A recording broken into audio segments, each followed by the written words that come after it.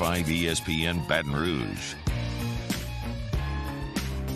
Welcome in, Hunt and Hill on a Monday from the Mercedes-Benz of Baton Rouge studio downtown in the capital city. I am Hunt Palmer, he is Hill, Jeremy Hill, Casey Gaines, and Taylor Sharp on the ones and twos. Tigers get it done. Saints do not. Lots to get to over the next 2 hours. Mr. Hill, how are you? I'm doing great. Obviously, the Tigers won, but even more importantly, the Aggies lost. And I spent an unhealthy amount of time on Texags this weekend, but I get the hype, man. It's just a great time, man. It's a great time watching them wallow in their misery. Got to get awesome the Luchador weekend. podcast up. Got to check the message boards. They're firing Jimbo. They're trying to hire Joe Brady. It's a scene over there on Texags. It was exceptionally entertaining yesterday, and it's pathetic that I take as much joy as I do in that, but what are you going to do? You are who you are. Can't change things. So LSU wins it by the final of 21-17. We just heard from Brian Kelly in the last hour with his press conference, which we'll get to a little bit later in this hour. But so many different ways to go with this game with LSU, with the play on the field, the mistakes, the great plays,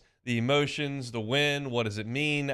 There's a lot to unpack, which we'll do here over the next 2 hours. But kind of your big picture thoughts on what you saw on Saturday. Yeah, I think big picture, worried about the passing game. I thought it digressed a ton. I never thought I'd see a world. 5 yards in the second half? 5 yards and a half. Just never thought I'd see the world. You got the drops coming, and just not. The order of operations was just very, very bad. But I think all in all, if we're thinking big picture, I love when they could get the tough yards up the middle. Denbrock didn't shift away from that, and that's something that was a huge cause for concern with me when you're watching that Florida State game. I'm like, yeah, well, we know Jaden can get the rushing yards. Can we get something from our backs? And I thought, as that game kind of got going on late in the game, they were able to get those tough yards up the middle, which I think you're going to have to need going forward in this season. I thought defense, without those big plays, obviously we know about the bust, but this team's gonna have to ride with this defense. You got so many athletes out there.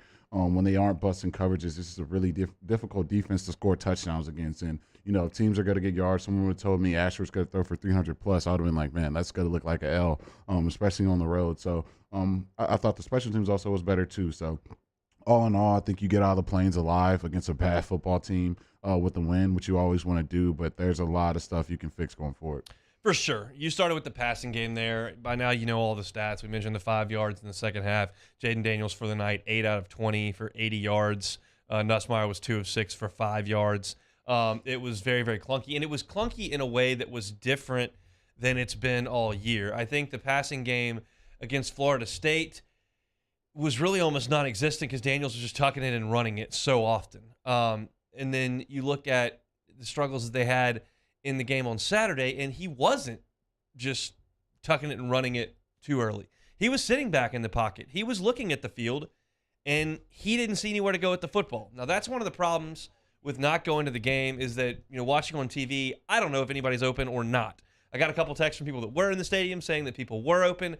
I don't know. I didn't see that. But Jaden Daniels was not tucking it and running at the first sign of pressure. He was sitting in the pocket, looking down the field, and the ball just wasn't coming out for whatever reason. Did you have any sort of thought on what you were seeing in the pass game? Yeah, I thought that was coming. As soon as I saw that first half of that Mississippi State game, I thought, my offensive coordinator, Hugh Jackson, told me something that kind of stuck to my core, and it relates with football. Coordinators are going to scratch where it itches. And so they saw Mississippi State kind of do that mush rush that we used against Johnny Manziel, and they're not getting out of their pass rush lanes. And if you're not doing that, you're forcing the quarterback to, throw the ball from the pocket time and time again and make accurate throws and make plays down the field. And that's just something, Jaden's really struggled with, all this season. And so I think going forward, you're going to see teams continue to do that. They're not going to let their ends fly up the field and, give up those rush lanes. He's going to have to make accurate throws down the field. So I was very discouraged with that. Just the passing game just seemed out of order.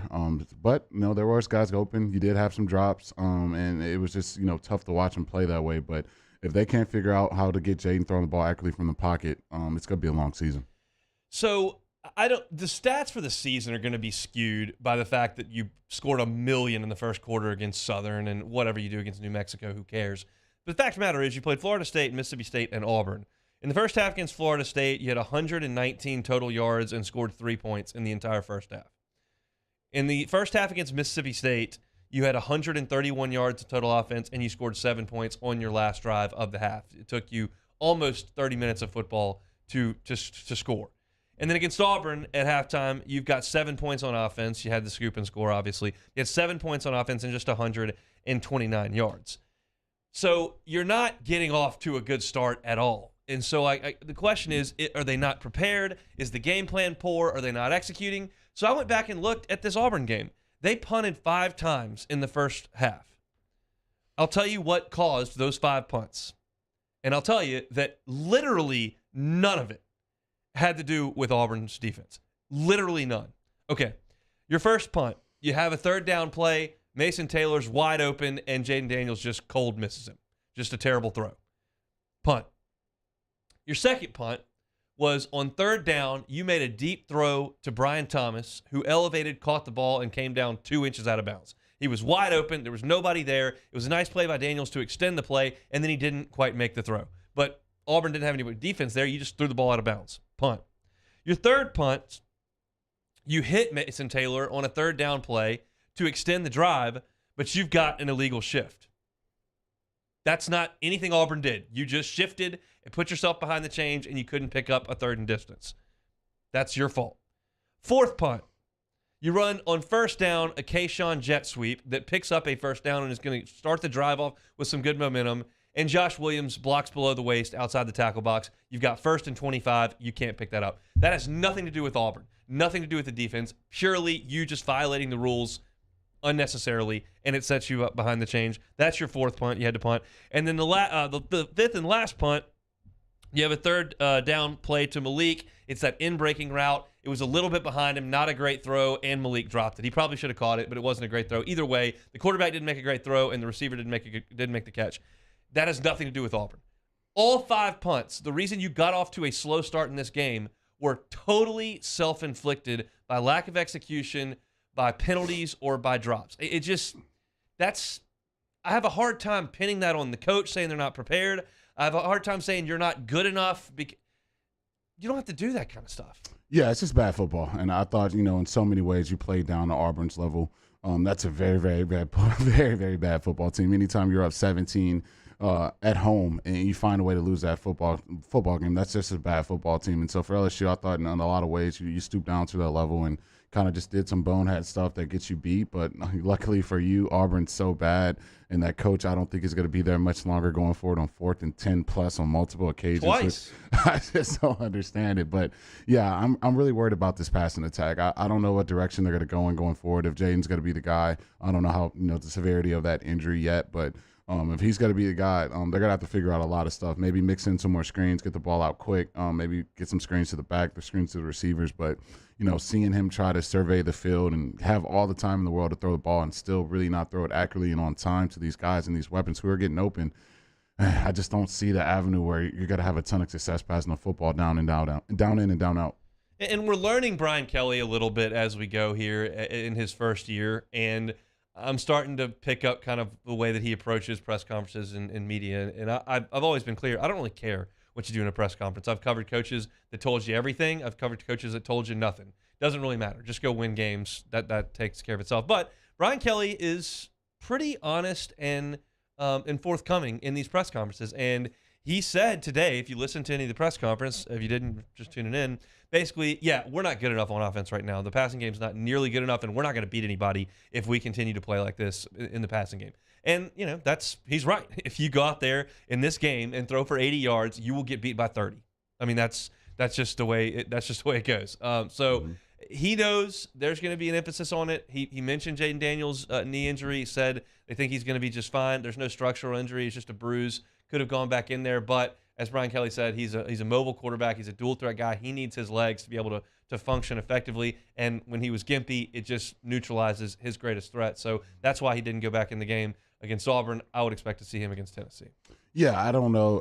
Did he say what the severity of the injury was? Just a bruise? Nothing structural. Yeah, just a bruise. Okay, well, yeah, he'll definitely be playing against Tennessee then. And yeah, I think he's got to have another full week to kind of watch that film and figure out what was going on, because look, you got to see that every week. You got to see spies. You got to see what we're doing at Ashford. You got to get their best athletes spying you. They got to try to do everything in their power not to allow Jaden to kill you with the legs. And so when you're dropping back that amount of times and you're pulling it down that much and not really getting much in the run game, you really set your team back because, that's your biggest strong suit, but that can be taken away. And then, the thing that can't be taken away is throwing the ball timely and accurately from the pocket, play after play after play. So they're going to have to figure out, the best way to do it. And I think that, to me, that just kills me the most is just we're not utilizing Kayshawn at all. Like, he's your best player on offense. He's just, not getting the ball enough, not getting enough targets. And I know people, I just got asked that on Saturday, man, is Kayshawn a selfish guy? Like, does he hate being here? Like, dude, look at all the Instagram lives after the game. The kid had, a catch, and he's still celebrating with his teammates. So I think Kayshawn wants to play. I think he wants to be out there. But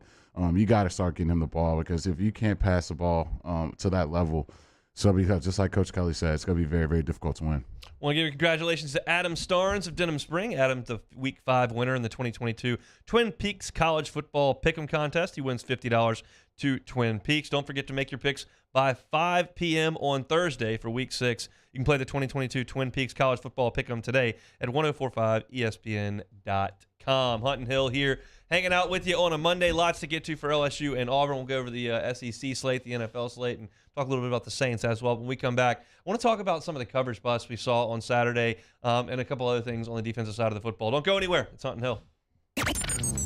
Hunt Palmer and Jeremy Hill.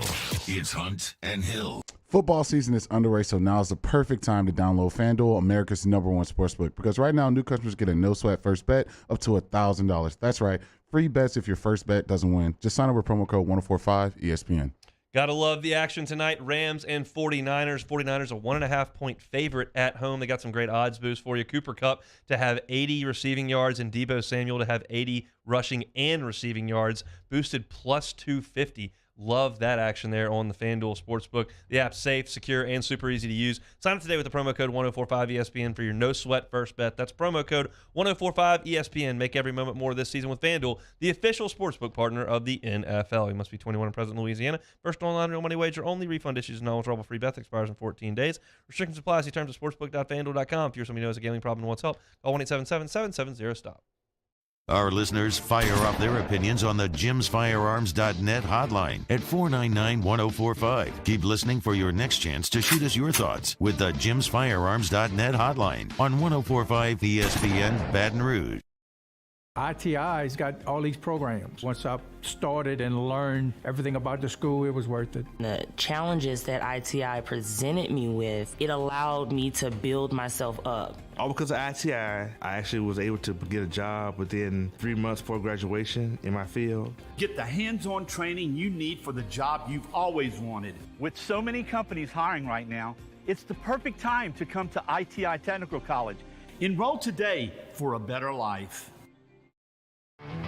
There it is, the extra mile, on the border of expected and extraordinary for those willing to go further, like vans customized for work or play, with safety and tech to keep you connected, supported by a 5-star sales, service, and finance team, and backed by the 1-star you know.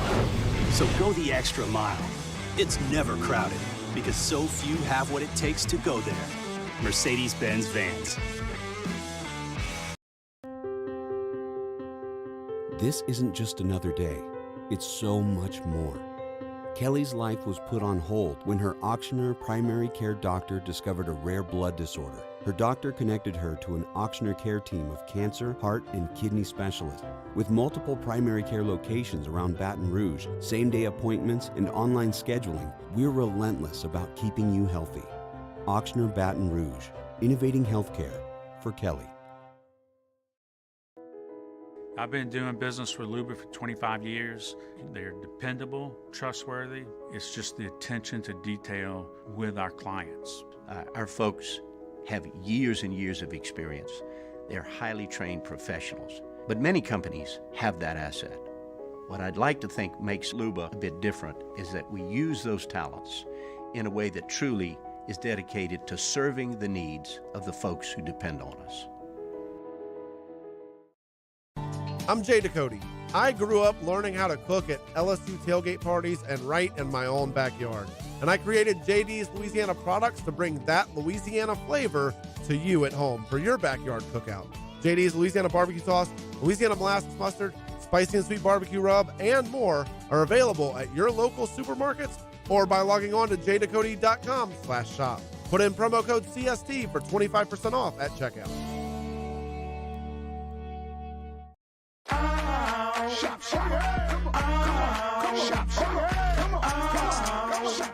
Order curbside pickup online or with Rouse's Market Shopping app and let Rouse's personal shopper shop for you. Curbside pickup is free and you pay the same price for groceries as in-store. Use code SAINTS20 and save $20 on orders of $100 or more. That's curbside convenience. Shop.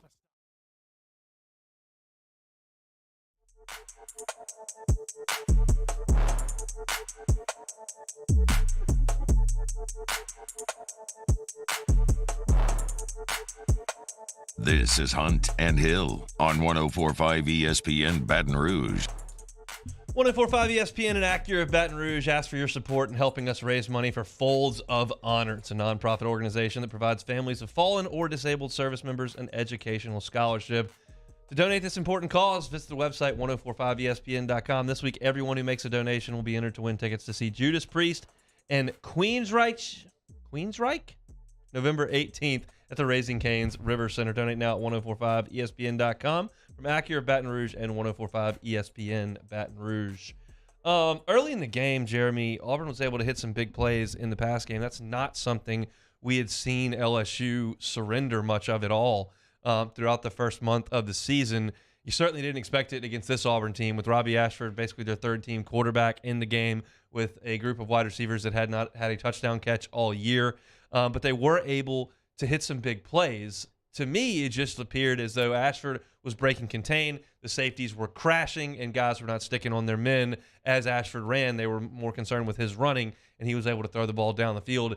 Seems pretty easy to correct as far as coaching goes. Is that what you saw? Yeah, on that first touchdown with Sage Ryan, it looked like Sage just got absolutely burned, but he's expecting to have safety help over the top, and it just kind of blew my mind that we had a spy on Ashford on that play. How Perkins is spying him. Why are the safeties flying down into the box when you have deep responsibilities, especially if he hasn't crossed the line yet? So that's something that can be easily fixed. I can see if guys are just, guys are making plays down the field. You're getting guys going, catching one-on-one balls and things of that nature. That was just a total busting coverage, and I think going forward, that's something they can fix, especially if you got Harold spying the quarterback. Same thing happened when LSU accepted that penalty to make it 3rd and 25 when it was going to be 4th down and 2 or 3, and they ended up converting it to Fromm, the tight end. And as I'm watching it, you look at it's 3rd and 25, and Ashford breaks out to the right, and Mekhi Garner just starts running after the quarterback and allows the tight end to go right behind him for 25 yards. Mekhi, my dude, it's 3rd and 25. Yeah. If the quarterback runs for 12, we're fine. You can't let him throw the ball for 25 yards. It's just an assignment thing. They just didn't do their job on that play. Yeah, on that 3rd and 25, they was in quarters coverage, and for another, I don't know what they were doing. They're flying down, and I get it. You want to be aggressive. You want to blow some stuff up. It's just kind of been the attacking mindset these safeties have played with all season. But in that one, dude, you got to just cover the sticks. You see so many NFL teams, they just literally back everyone up. They back the entire defense up, and whatever you catch in front of us will come down and make a tackle. So you can't give up 3rd and 25s. I think that kind of set up Harsin to feel a little more froggy than he should have been when they converted that, because now he's going for it on 4th and 10 and 4th and 11.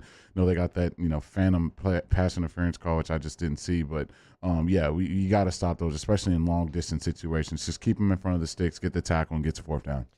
How would you grade the defense on Saturday?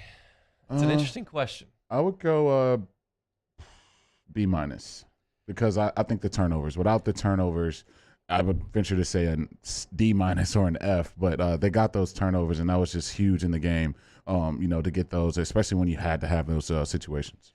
If you'd have told me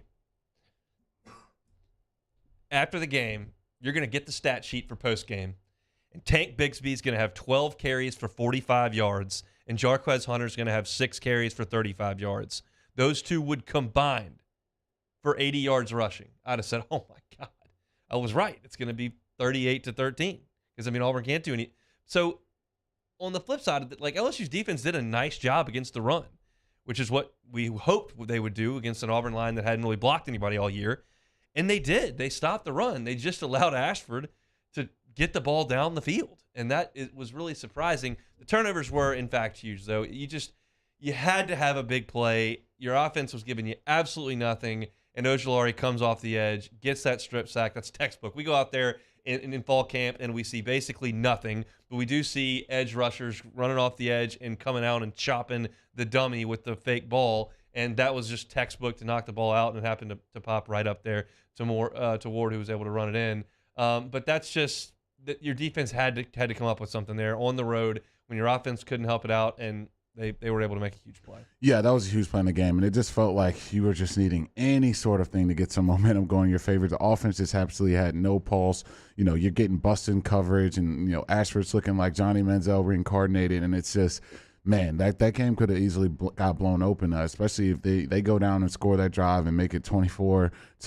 Then it's like, oh, how do we win this game, especially with the passing attack? And so I think getting those 2 scores before the half was huge, but getting that strip sack to kind of start it off, it allowed you to stay with your run game in the second half, especially when you had nothing going in the passing game. If you're down 24-0, there's no way you're getting that run game going. You're going to have to drop back and pass it, and we kind of know how that look, especially on the road in the Plains. But, yeah, B.J. Ojolari definitely changed the momentum of the game, and that was a big play in it. When Perkins intercepts that ball and he starts running towards the field, I'm thinking, man, if he can turn the corner, this is going to be something, because as I've said this a couple times, multiple recruiting people have said on this show that Perkins was the best running back in Texas last year. Mm-hmm. And that's a chance for him to get out in the open field with the football, running around, offensive linemen trying to catch him. Like, that would have been something to see, but he couldn't quite get the corner turned.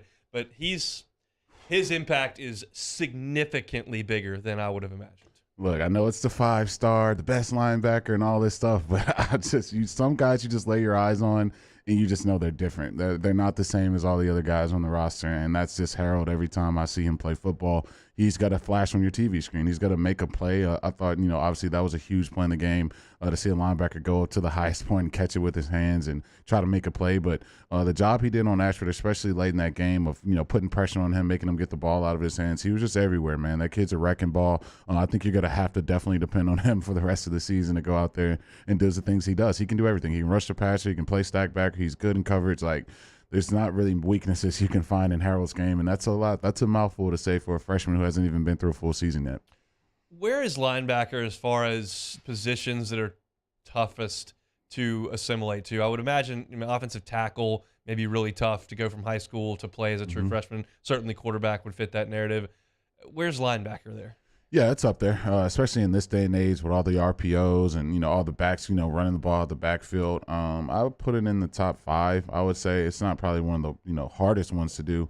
I put definitely cornerback, quarterback, quarterback obviously in that group. But linebacker is probably up there because there's so much stuff crossing your eyes. You got to be so disciplined. So it's not the easiest thing to pick up and just go out there and say run to the football. When you consider that Mike Jones has basically been a starter in college for 3 years, Micah Baskerville has been a starter in college for 2 years. They were talking all about Greg Penn and how much he was going to help this team. Wes Weeks became a starter at the end of his freshman year at Virginia and came over. Like, there's a lot of guys who have started a lot of games at that position. And for Perkins in the first month of the season to become such an impact guy in the middle of this defense, I just didn't see it coming. I thought they would find a job for him here or there, whether it was rushing the passer, maybe playing some mop-up time against Southern or New Mexico, kind of get your feet wet and then get out there and play some special teams as well. No, like, he's right in the middle of the defense. He had 2 hurries. They use him in blitzing roles. They use him in dropping in coverage roles. You mentioned they use him as a spy. They're using him they're using him like you would use a junior who's been in this thing for 3 years. He's been in this thing for 3 minutes. Yeah, no, and that's why I kind of been kind of pushing towards that since the start of the season. Like, man, let's get Harold out there. Like, you don't really find those guys often, and so you got to have those guys on the field making plays because they flash, man. And I think you saw him being so versatile. You normally don't see that, for an LSU linebacker. And I know you get a lot of Devin White praise, but to me, those guys are just 2 different football players. To me, Devin White, you stack him in the middle of that defense, you blitz him, and you let him run to the football. I think Harold's a little more versatile. I'm not saying he's better, but I think you just use him in a more multitude of ways than you do Devin White. But yeah, he's a sensational freshman. I still don't understand why you take him off the field at any point. Like, he needs to just be out there every play. Like, unless he's tired and needs a blow, like, leave that kid on that defense. He's got to continue to make plays, and I'm just so happy you got a player like that on defense because he's got to be for a long time, which is a breath of fresh air for sure. They asked Brian Kelly about his defense today in the press conference, and the first thing he went to was the play of Jaquelin Roy in the middle of the defensive front, and he led LSU with 6 tackles. 5 of those were solo. Makai Wingo was right there next to him, had 5 tackles. 4 of those were solo. We mentioned LSU did such a good job against the run, but Jaquelin Roy has blossomed into the player that we thought he could be. It's not necessarily a lot of TFLs, not a lot of sacks, but he is a handful in the middle of that defense. And guys like Perkins and Penn and those guys are able to roam a little bit, and certainly you're able to rush the passer off the edge because so much attention's got to be paid to what Roy and Wingo are doing in the middle. Yeah, I thought, that's who I gave the game ball to. I gave the game ball to Jaquelin. I thought it's rare times where you see, defensive tackle, lead the team in tackles in a game, but that's just the type of player he's been and the type of, effort he gave in that football game. Obviously, we were talking about that shoestring tackle. I thought that was a big play in the game, but to me, that's why I thought, Auburn really couldn't get their run game going to the level they wanted. So I know they had some big plays. Bixby had a couple good runs in there. Hunter had a couple good runs, but I thought for the most part, they weren't able to just gash it down their throat because those two big pillars in the middle may not be the tallest and biggest guys, may not be Mason Smith standing in the middle, but those kids definitely play well, especially against the run. As a fan, I really, really like to hear when a player is coached about something in scout and it plays out on the field and they react the way that you want them to react. And that's exactly what the reaction was when you heard from Matt House in the postgame and you heard from Greg Brooks. They knew that play that Greg Brooks made the play and the interception on was coming. They knew the route concept was coming. They knew the time in the game. They knew what player it would be, and Brooks was in the right spot. It's a remarkable play that he's able to get in there and rip the ball out of Coy Moore's hands. But even just to be there, to take the coaching, to know your coaching staff put him in that situation, and to have it pay off like that. One, it drives home the message to the players, and you can trust that staff, and you become more prepared and more bought in. Two, it's just good football. Yeah, no, it was great football. And you kind of saw Coy kind of really eat you up with that same little route all game. You just, you're in zone, find a little spot in the zone, and Atchell was able to find him on multiple occasions on that little route. And so when you thought about, like I always talk about, had to have situations, that LSU defense wasn't going to just back off 10 yards and just let you have that, especially when you're coming off a turnover and they have all the momentum in the world and all they got to do is get in the end zone. And you're probably going to lose that football game. So I think, for Greg to make that play, I thought it was huge. They had to me, obviously with the bus and coverage, you can definitely leave that stadium just feeling like you gave one away. But, to go out there and make that play, I thought it was huge. And that's why, I gave the defense credit for getting those turnovers. Hunt and Hill on a Monday, the opening hour brought to you by The Shed Barbecue, that famous barbecue in Ocean Springs, Mississippi. It is now here in Baton Rouge on Burbank. Awesome spot to pick up food for your tailgate. You want to pick some food up post-game this week, you can do that over there at The Shed. They got your brisket, they got your ribs, they got your pulled pork. Mac and cheese is phenomenal. Their potato salad is awesome as well. Looking for a place to watch the game? The Shed's always a great option. Ton of outdoor seating, ton of indoor seating, TVs, drinks. Shed, it's an awesome spot for tailgating, for watching a game, or just grabbing lunch during the week. Looking for a late lunch today? Swing on by The Shed. They can get you in and out real quick. Barbecue takes a long time to cook, but they can get it out real quick to you over there at The Shed. We appreciate them bringing you the lunch hour each and every Monday right here on Hunt and Hill. We'll come back, change gears a little bit, talk about the rest of the SEC. How did our gambling picks work out? We'll tell you that next. It's Hunt and Hill. Hold down the middle of the day. This is Hunt and Hill. LWCC, elevating and celebrating champions of Louisiana right here on Hunt and Hill. It's a new month. It's a new champion of Louisiana, Fresh Junkie Racing. Yeah, Fresh Junkie Racing is a group of racing enthusiasts that have taken their love of running and built a business providing citizens across the state a way to get moving and stay moving. Created by athletes for athletes, Fresh Junkie Racing hosts world-class racing events and triathlons right here in Louisiana, welcoming crowds from across the globe to experience this place we call home. Yeah, Fresh Junkie Racing has 18 events every single year. The Louisiana Marathon alone impacts the economy worth $5.2 million. Research has shown that exercise, even in a small amount at any age, is beneficial to your overall health, and Fresh Junkie's goal is to get more people on track to a healthier lifestyle. Fresh Junkie, making lives better, helping the Louisiana economy at the exact same time. They are this month's champion of Louisiana. If you know someone or some entity, some nonprofit that is a champion for this great state of Louisiana, let us know. Go to lwcc.com/Louisiana Loyal and nominate them to be a champion of Louisiana. We're talking all month about Fresh Junkie Racing. LWCC is Louisiana Loyal. In times of need, get a full list of phone numbers, websites, and other important emergency information on the Demco Stormwatch page at 1045ESPN.com. Bayou Chrysler Dodge Jeep Ram has $12,000 off MSRP on all new 2022 Ram Black Widow trucks in stock. All new Bayou vehicles come with a 1 million mile powertrain warranty and free delivery. If you need sales or service, the crew at Bayou is going to do right by you.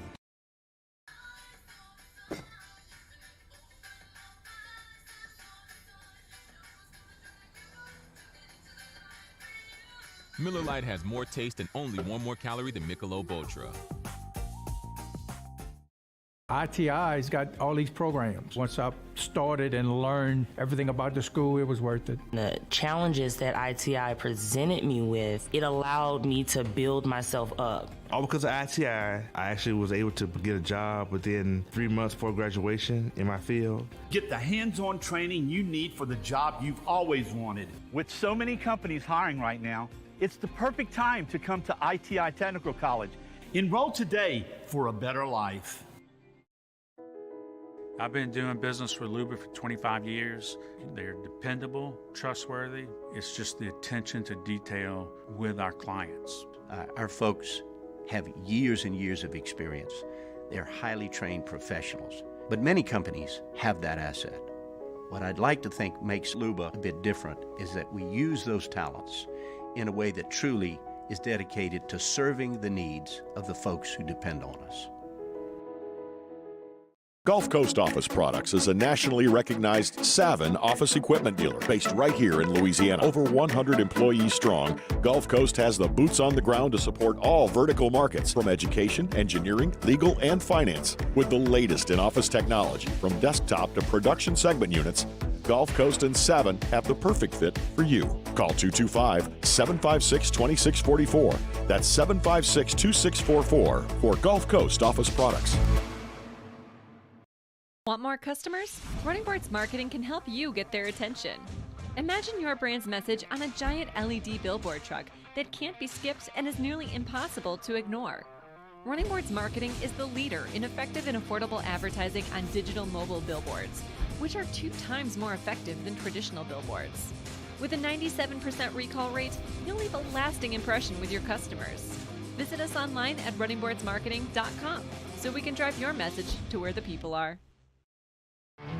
There it is, the extra mile, on the border of expected and extraordinary, for those willing to go further, like vans customized for work or play, with safety and tech to keep you connected, supported by a 5-star sales, service, and finance team, and backed by the 1-star you know.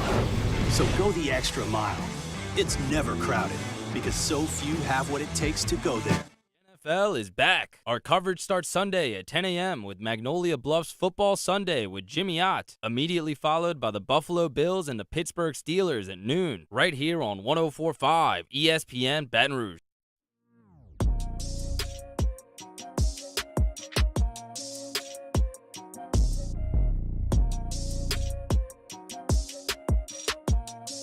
Hunt and Hill, 104.5 ESPN Baton Rouge. Opening hour on a Monday brought to you by The Shed Barbecue. Swing on by The Shed for some lunch. Appreciate them for bringing you the opening hour each and every Monday here. SEC action, we picked 4 games against the spread over the weekend. My slide continues for a second straight week. I was 1-3. You were even 500. You were 2-2 on the weekend. The slate started with Ole Miss and Kentucky, which was a wildly entertaining football game. Kentucky just gagged. Absolutely gagged. Missed 2 extra points, fumbled twice in the red zone. Will Levis, senior quarterback, poor pocket awareness, not taking care of the football.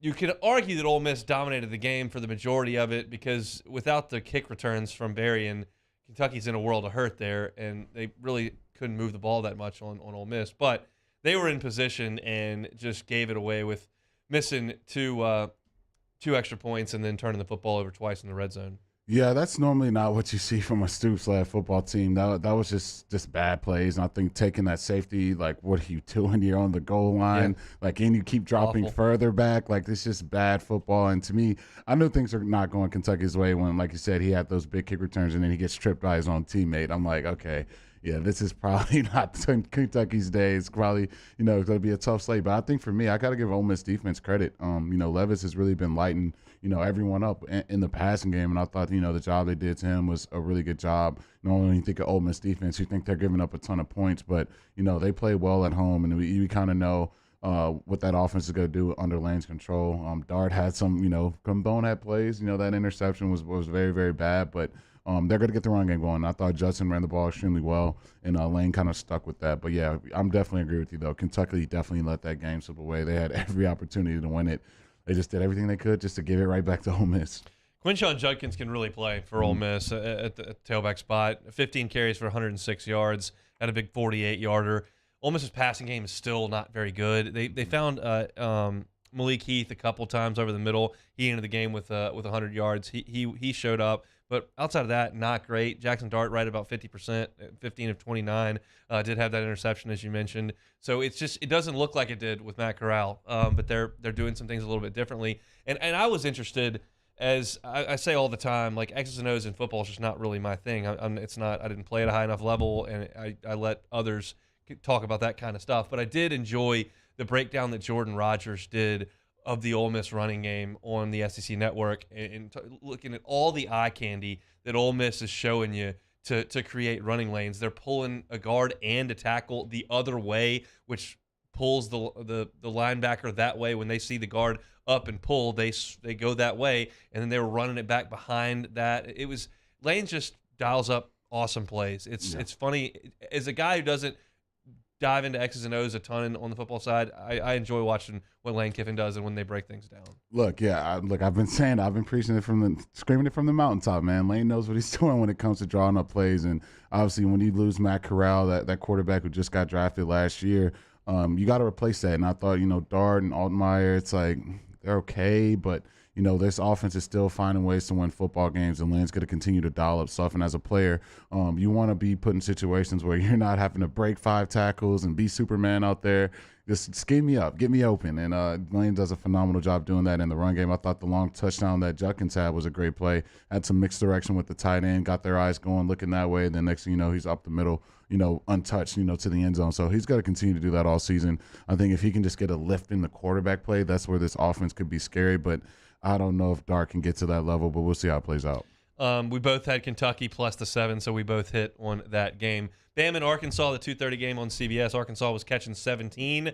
They ripped off 25 straight points at one point, but that was all. And Bama put the foot on the gas once again. No significant update on Bryce Young today. He left that game, obviously, with the right shoulder injury, and Bama had to go to a backup quarterback. Didn't seem to matter when you got Jahmyr Gibbs going for 206 yards on the ground on just 18 carries. That tends to help you just a little bit. And Alabama put the pedal to the metal in the fourth quarter, scored 21 points and slammed it on Arkansas. 49-26 was the final. We both had the Hogs plus 17. That one did not get home. No, it did not. It did not. And I thought, the last thing you could do is allow Alabama's run game to get going, because now you don't have to depend on some of these receivers who I don't think are world beaters on the outside.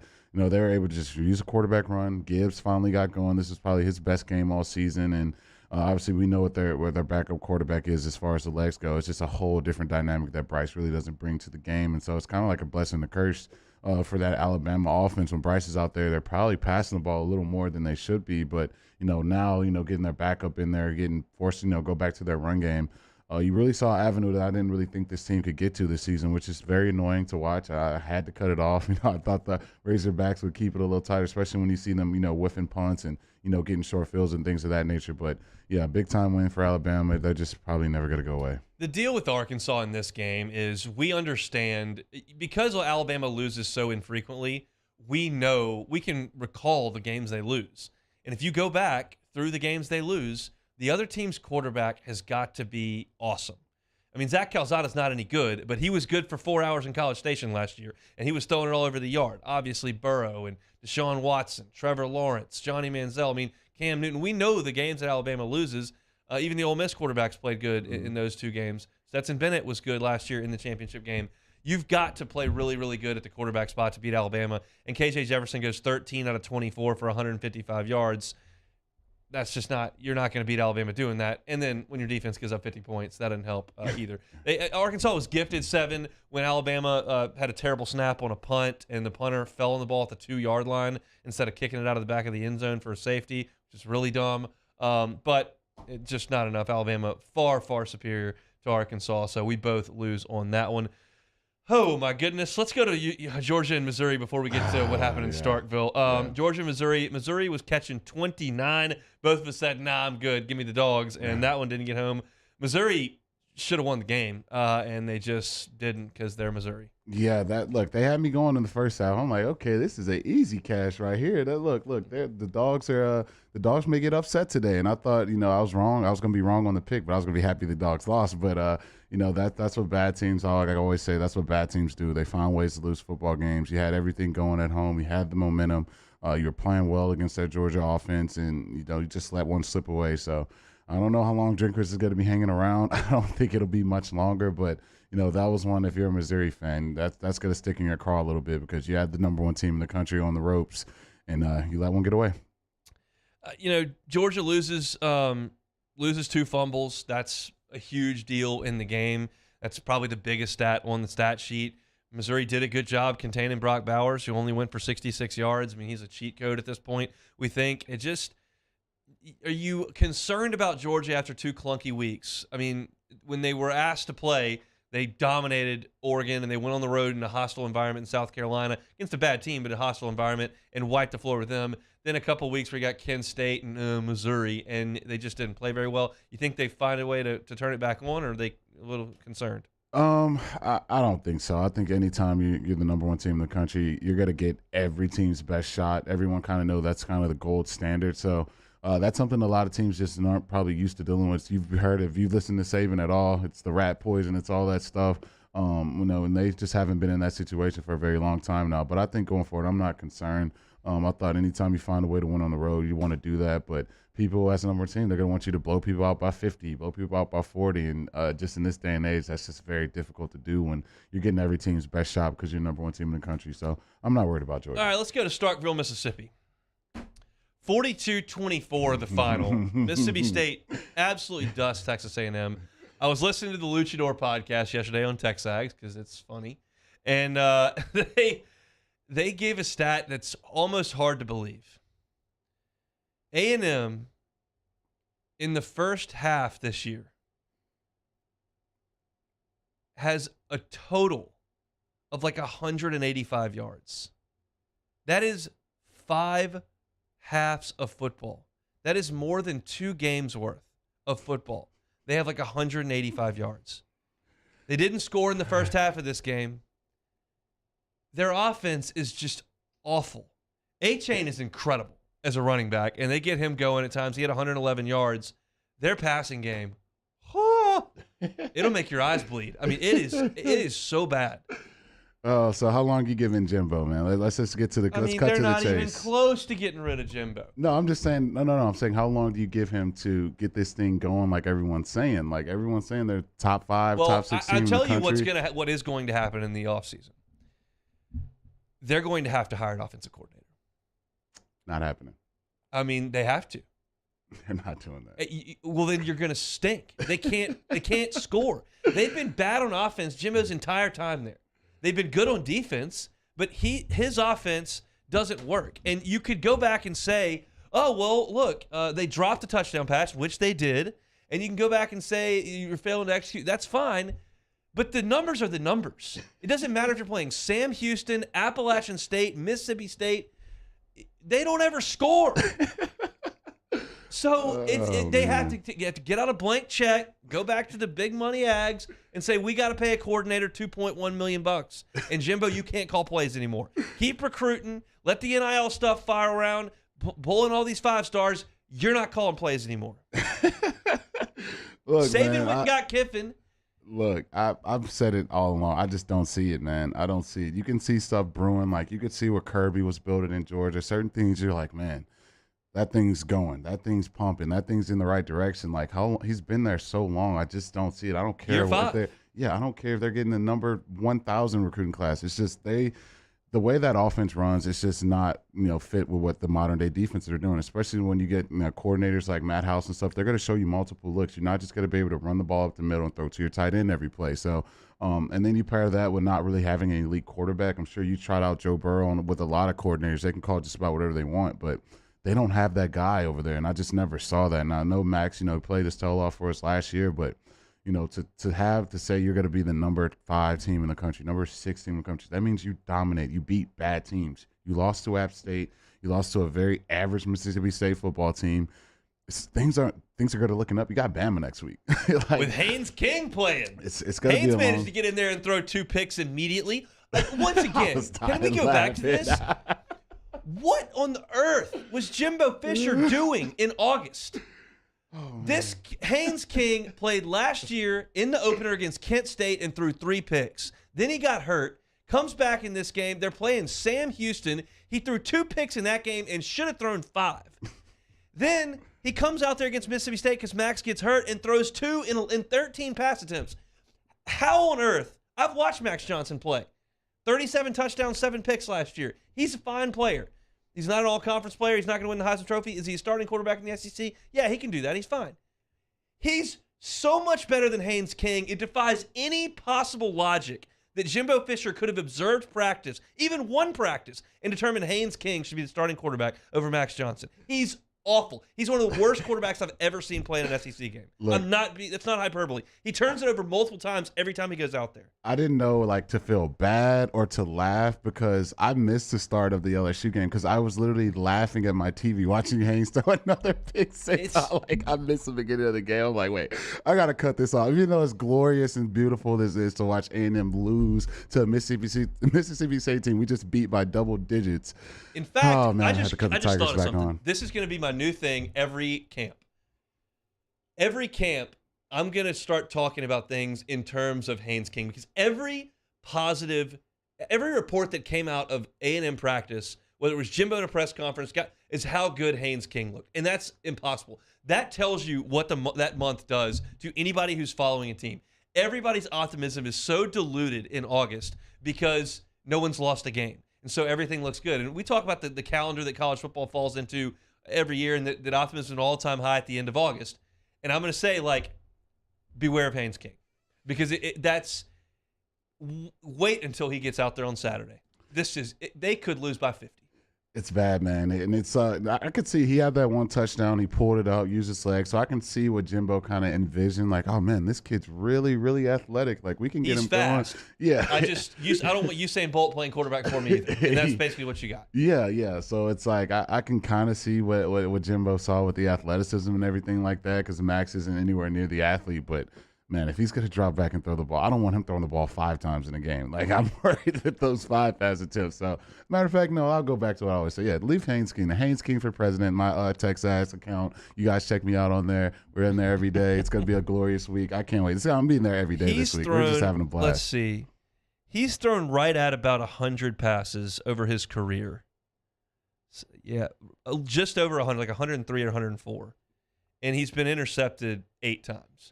So 1 out of 10, he's getting picked.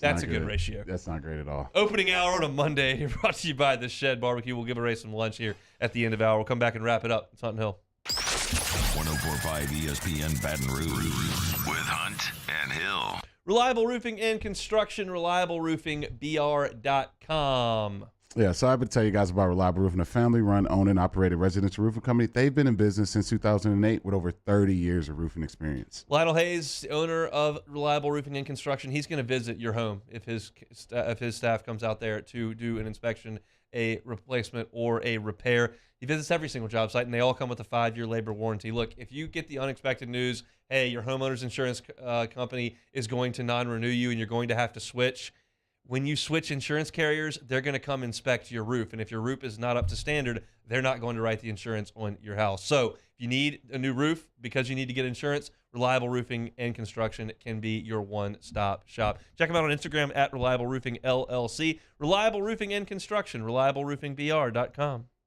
Our listeners fire up their opinions on the jimsfirearms.net hotline at 499-1045. Keep listening for your next chance to shoot us your thoughts with the jimsfirearms.net hotline on 104.5 ESPN Baton Rouge. I am Juliet, daughter of Marguerite, granddaughter of Gabriel Piera. I come from a line of strong women who knew struggle and success too. Still, I was scared by my breast cancer diagnosis. But I had Blue Cross coverage, which meant I got care from top doctors. I'm strong like my mother, and her mother before her. The right card, the right care. ServiceMaster Elite create clean, disinfected work environments. As a local business, we take pride in serving the New Orleans and Baton Rouge areas. Our cleaning protocols follow CDC and OSHA standards for healthcare settings, offices, senior living, restaurants, and industrial plants. Contact ServiceMaster Elite to get your operation ready for reopening with germ disinfection cleaning. ServiceMaster Elite, the trusted choice in professional cleaning since 1996. Bayou Ford has the new inventory to get you in a new Ford truck or SUV today, or customize your next vehicle just the way you want it. All new Bayou Ford vehicles come with a 1 million mile powertrain warranty. The crew at Bayou Ford is going to do right by you. Oh, hey, what's up? It's Big D and Bubba, 100.7 The Tiger Morning Show. We'd love for you to join us every weekday, 4 a.m. till 9 a.m. Yeah, everything you want in a show. Country music. We got laughs. We got celebrity in-studio guests. We just need you. Join us every weekday morning, 4 a.m. to 9 a.m., right where it all started. That's right. Louisiana's country station, 100.7 The Tiger.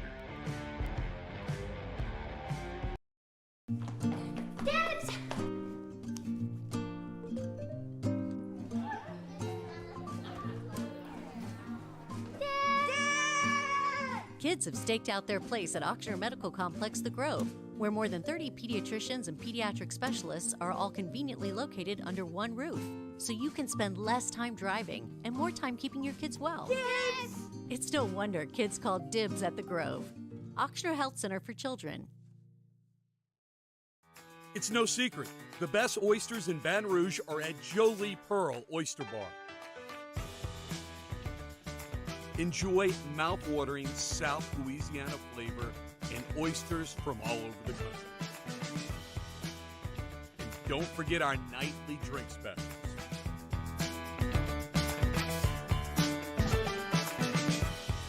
Jolie Pearl Oyster Bar, located in downtown Baton Rouge.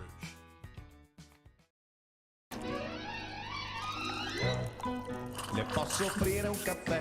Le posso offrire un caffè? Andiamo insieme da me, non c'è.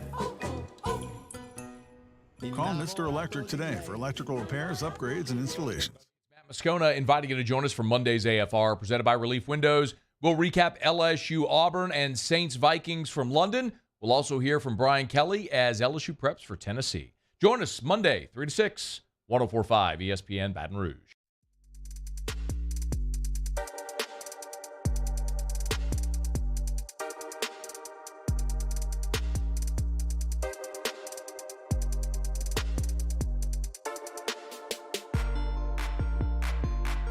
This is Hunt and Hill on 104.5 ESPN Baton Rouge.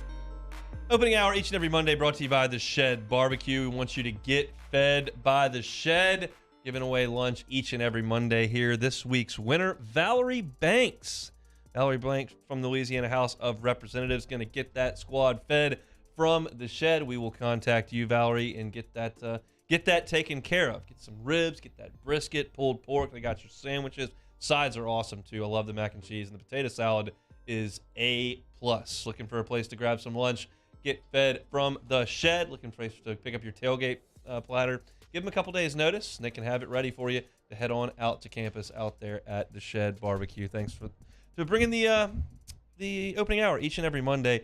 I kind of had a little pep in my step this morning, Jeremy. We're going to be tight here, but, this feels like a big game. It really feels like a big game. Of course, the first game of the year, everybody's kind of got the juices flowing a little bit, but I'm just thrilled that LSU got through and won that game at Auburn because I think Saturday is going to be a really fun day on campus. It's going to be amazing, and I think to think we'd be ranked at this point in the season after that Texas Bowl. I couldn't get to that. I couldn't get to that soon, but we are.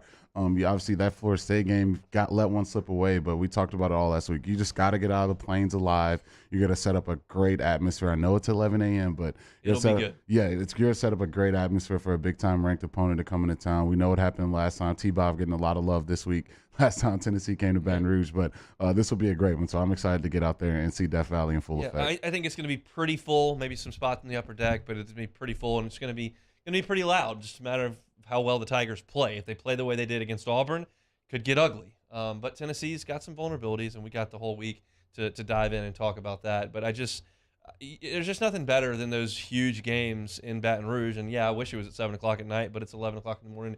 It's going to be packed. It's going to be fun. The weather's going to be really good. So I'm also excited because I got a couple buddies coming on down from Memphis, my college roommates. Parents are coming in town. It's going to be a big old weekend. And I get, the evening off, which is a nice thing, a nice change of pace. So hopefully that's to celebrate the Tigers and winning. So LSU and Tennessee, I'm laughing because everybody's like losing their mind on what they're supposed to do for an 11 o'clock game. We're moving pre and post game around like crazy because we have no idea what to do. People don't know what time they're supposed to get out there. It's like we all just panic. Everyone else plays 11 o'clock games with no issues. We're panicking here in Baton Rouge trying to figure out how to get an 11 o'clock kickoff done. But I trust we will, in fact, get that done. Missed any of the first hour? Catch it on demand, 1045ESPN.com, Apple Podcasts, Spotify, or YouTube. Opening hour every single Monday, brought to you by The Shed Barbecue. Lots of NFL talk in the second hour. Come back after Sports Center. You're listening to Hunt and Hill.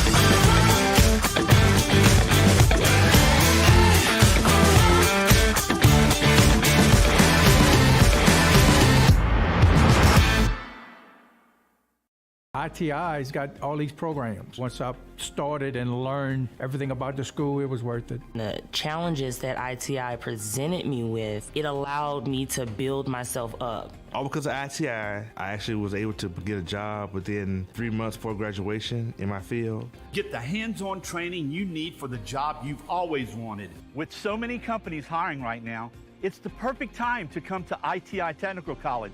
Enroll today for a better life. There it is, the extra mile, on the border of expected and extraordinary, for those willing to go further, like vans customized for work or play, with safety and tech to keep you connected, supported by a 5-star sales, service, and finance team, and backed by the 1-star you know. So go the extra mile. It's never crowded, because so few have what it takes to go there. Mercedes-Benz Vans.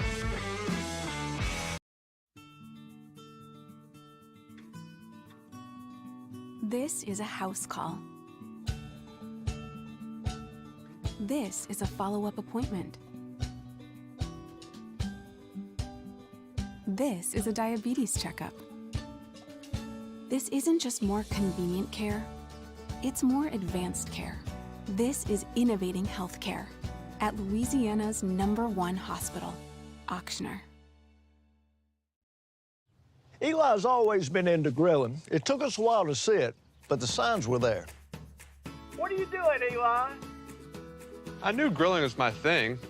I have been talking about it throughout my career. Happy with the results? I am. Got the new grill from barbecueguys.com. It performed great. My advice, as I always told my boys, do more of what you were born to do. Barbecue Guys, for those who were born to grill. You want cheese on your burger, Pops? I'll take a little cheese. Crime has serious consequences, but anyone can make a mistake. If you find yourself in trouble with the law, know that you have rights, and it's okay to demand them. The law offices of O.C. Brown are here to protect you and your rights. Felony or misdemeanor, DUI or drug charge. No matter what crime you're accused of, you still have rights. Let the law offices of O.C. Brown uphold them. Call 225-343-1111. Your law firm for a lifetime. I've been doing business with Luba for 25 years. They're dependable, trustworthy. It's just the attention to detail with our clients. Our folks have years and years of experience. They're highly trained professionals, but many companies have that asset. What I'd like to think makes Luba a bit different is that we use those talents in a way that truly is dedicated to serving the needs of the folks who depend on us. I'm Jay Ducote. I grew up learning how to cook at LSU tailgate parties and right in my own backyard. And I created JD's Louisiana products to bring that Louisiana flavor to you at home for your backyard cookout. JD's Louisiana barbecue sauce, Louisiana molasses mustard, spicy and sweet barbecue rub, and more are available at your local supermarkets or by logging on to jdacody.com/shop. Put in promo code CST for 25% off at checkout.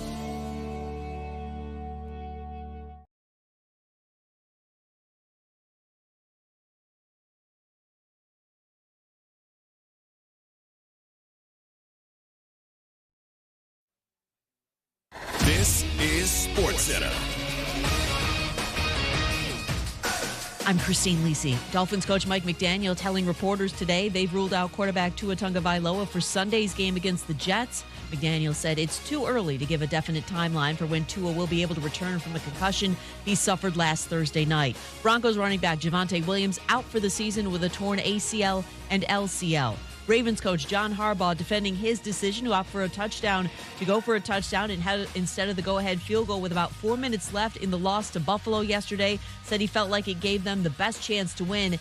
It wasn't the right call by Harbaugh, in the opinion of ESPN's Ryan Clark. This is a bad decision in every way. You're a team that did not score in the entire second half.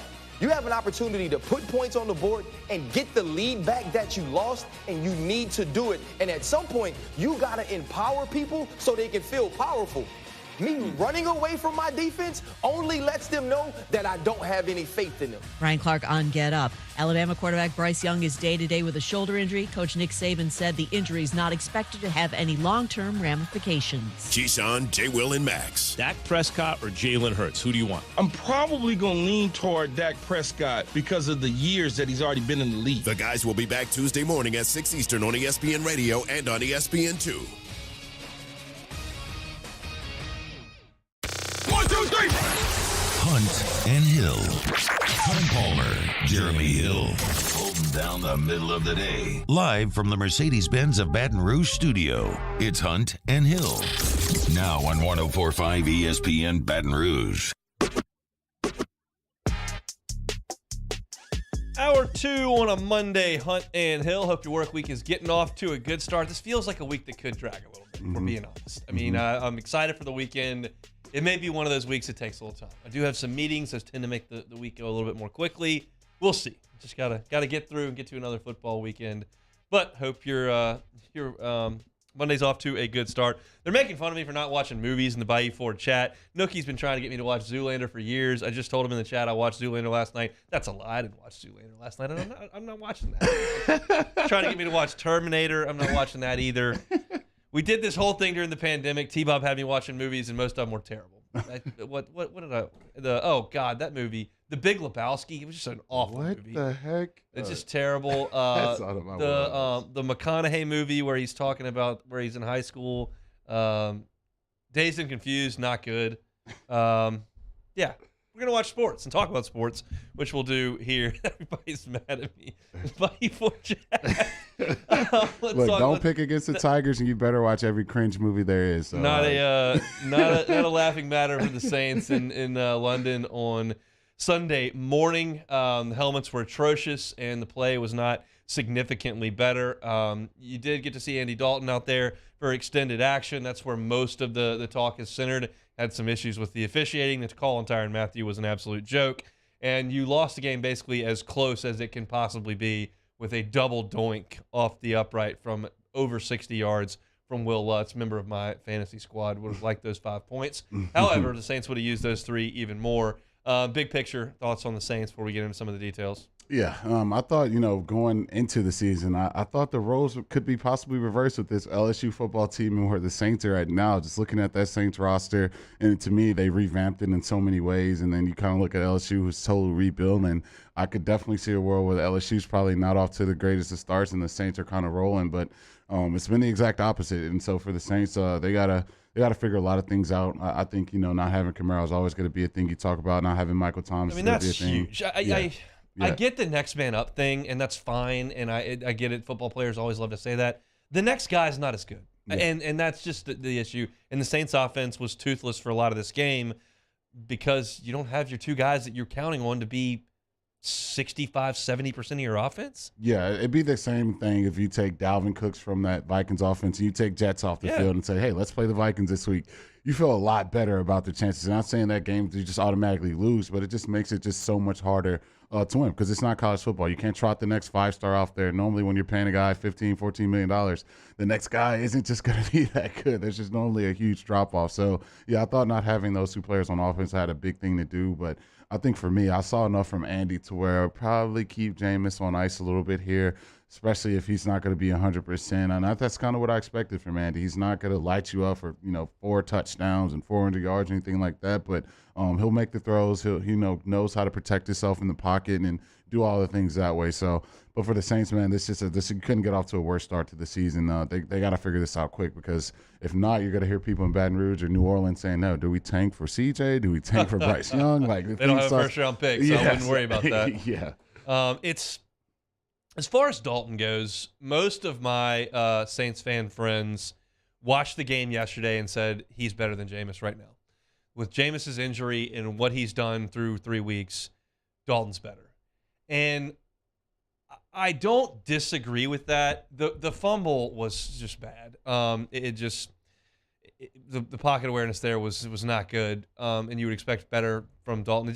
He spun around and it was a terrible looking play. But the efficiency of the offense was okay when it got rolling in the second half, and they were able to move the ball down the field. I thought Olave played another really nice game and has basically been a hit for you. Callaway showed up. Troutman got in the mix and made a couple catches as well. But without your two main playmakers and your quarterback's down and you've got a guy who's limited. Dalton at this point in his career is a pretty limited player. He's not going to break the contain and pick up anything with his legs. He doesn't have a huge arm. He's a very limited player. You just don't have much teeth there. And then Jefferson just killed him on the other end. I mean, he's just a stud. Yeah, no, he's probably, to me, one of the best receivers, if not the best receiver in football. And I know he had a couple weeks where it's like, oh, man, they shut him down. Slay shut him down. I'm like, dude, you don't want to leave that kid one-on-one. And he was getting a lot of attention in that Eagles game, but you leave Jets one-on-one, he's going to carve you up. And that's what you saw on full display against Marshawn Lattimore, to me, who's still one of the best cornerbacks in football. So got to give credit to him that way. That walk-in touchdown he had, I don't know what happened on that play. You just see him grittying across the entire end zone. It was a walk-in touchdown. I've never seen less effort exerted on a touchdown scoring play in the NFL than I saw on that one. Yeah, and you would think, like, you probably want to keep an eye on number 18. I would think their coordinator probably wants to get him the ball. Like, I could see if it's like the third-string, fourth-string receiver, they mix him in there. But I would think you probably have the red dot, as we say, on 18, and you probably keep an eye on that guy. But, hey, Saints defense, I kind of figured this kind of would happen, man. You're on the field, drive after drive, drive after drive. The offense really, hasn't done much until it's like desperation time, and they're trying to kick field goals to tie the game and things of that nature. But yeah, they got a lot to figure out. This is not. I was kind of wrong on this team. I thought this team would be a lot more competitive and win a lot more than they have thus far. They got a lot to figure out. Look, this is as simple as I can put it. You've got an offense out there, and the most effective portion of that offense was handing the ball to a guy who was out of football 5 weeks ago. Latavius Murray was not in the NFL. You had some issues. You got Kamara's down. Okay, pick up the phone, call Murray. And then he's got 11 carries, 57 yards. It wasn't that he played terrible, but that was a focus of the offense to get the ball to a guy who didn't have a job as of last month. So they're just not quite there. They're not cooked at this point. They're not. It looks bad. They probably should be 0-4, and to insinuate that they're definitely going to turn it around and can be a real threat in the NFC is probably disingenuous. But they're not done. They've got to play better, and they got to get Thomas and Kamara healthy and get those guys out on the field. The schedule's difficult. There's no two ways about it. There just aren't that many terrible teams in the NFL this year. All of a sudden, you look up and you got some teams that we thought were going to be really bad that really aren't. But it just doesn't get real easy. You got the Seahawks, who just about hung 50 on Sunday, coming to the Dome next week. Then you got the Bengals coming in. We know that can be a dangerous team. And you go out to Arizona. Well, who knows what the Cardinals will be at that point. The Raiders don't look very good, so that looks manageable. And then you get into a deal where you've got Ravens, Steelers, Rams, Niners, Bucks, which is a pretty tough go there outside of the Steelers, who aren't awesome, but that game is on the road. So they're just starting a lot of weeks off. And so it's a daunting order, but I don't think that this season is over. Yeah, I think if you're the Saints, you obviously always have to start with your division. When you see the Bucs kind of struggling to start the season, you see the Panthers struggling, and then you see the Falcons who, up and down. They got a big win last week, but they're not like they're light years ahead of you. You're still, a game back of first place. I think if you're the Saints, it's not that point in the season where you just give up all hope and, you figure we have no chance of changing the season around. So, your division isn't world beater. So that's, to me, if I'm a Saints player or anyone involved, you got to stick with it. And I think getting Michael Thomas and Kamara back going offensively, they got to feature those guys a lot more than they have, even when they were in the lineup. And maybe you can turn this thing around. Okay, the last talking point, which I made sure to make it last because I don't want to belabor the point too much, but it's been something that people are talking about a lot, and certainly Saint fans are irritated with the officiating and what happens week in and week out. Generally speaking, officials are not very good, and it's a really difficult job to do because people are moving so fast at this. But you lead the league in penalties at 34. You also lead the league in giveaways with 11. But some of those calls yesterday stunk. Quite frankly, that hands to the face on Matthew was a pathetic call, and I don't know what he thought he saw to throw that flag that you'd gotten off the field there, and they call it. What do you make of the officiating in the Saints games? I guess. Look, when you got a Super Bowl appearance on the line, and the refs kind of totally screw you in front of the world, I think Saints fans are always going to have a bone to pick. But I think as you go forward, you kind of see you've just kind of been on the other side of some calls. And, normally, when you don't have to deal with what happened, against the Rams, you kind of let those things go. But as they kind of build up and happen time and time again against your football team, it's hard to swallow that. It's hard not to make that case, which, a lot of people do make excuses. Oh, the refs cheated us. But, if I'm a Saints fan, I can definitely see where that can definitely stick in your car because you've definitely been on the wrong side of a lot of calls. Yeah, a lot of frustration vented yesterday in the morning. Woke up early for that one, and just a very, very bitter disappointment. And got to be a long flight for the Saints coming home after letting that one get away. You thought you had a chance to climb back in it at the end, but the Vikings beat the Saints. Saints fall to 1-3. We'll take a timeout. Come back and look at the rest of the NFL slate. That's next on Hunt and Hill. Hunt Palmer and Jeremy Hill. It's Hunt and Hill. One of the things I love about betting on the NFL is that I'm always finding new players or game props that I like. And what's cool about FanDuel Sportsbook is you can combine these props with other bets with the same game score and even score a bigger payout. Perfect for tonight's game. They got an odds boost for tonight's game, which is a pretty good one. Matt Stafford and Jimmy Garoppolo go over 200 passing yards, and George Kittle scores a touchdown plus 500 on that one. You bet $100, you win 500. That's a great odds boost there on FanDuel. Check it all out on the FanDuel Sportsbook app. There's no feeling like nailing a same-game parlay bet, so lock in your bet today on the FanDuel Sportsbook. If you're new to FanDuel, sign up with the promo code 1045ESPN. You can get that no-sweat first bet up to $1,000. That's promo code 1045ESPN. Make every moment more with FanDuel, the official sportsbook partner of the NFL. Must be 21 and present in Louisiana. First online real money wager only. $10 first deposit required. Bonus issued is a non-withdrawable free bet that expires 14 days after receipt. Restrictions apply. See terms at sportsbook.fanduel.com. You or somebody who has a gambling problem and wants help, call 1-877-770-STOP. In times of need, get a full list of phone numbers, websites, and other important emergency information on the Demco Stormwatch page at 1045ESPN.com. This isn't just another day. It's so much more. Kelly's life was put on hold when her auctioneer primary care doctor discovered a rare blood disorder. Her doctor connected her to an auctioneer care team of cancer, heart, and kidney specialists. With multiple primary care locations around Baton Rouge, same-day appointments, and online scheduling, we're relentless about keeping you healthy. Auctioneer Baton Rouge, innovating healthcare for Kelly.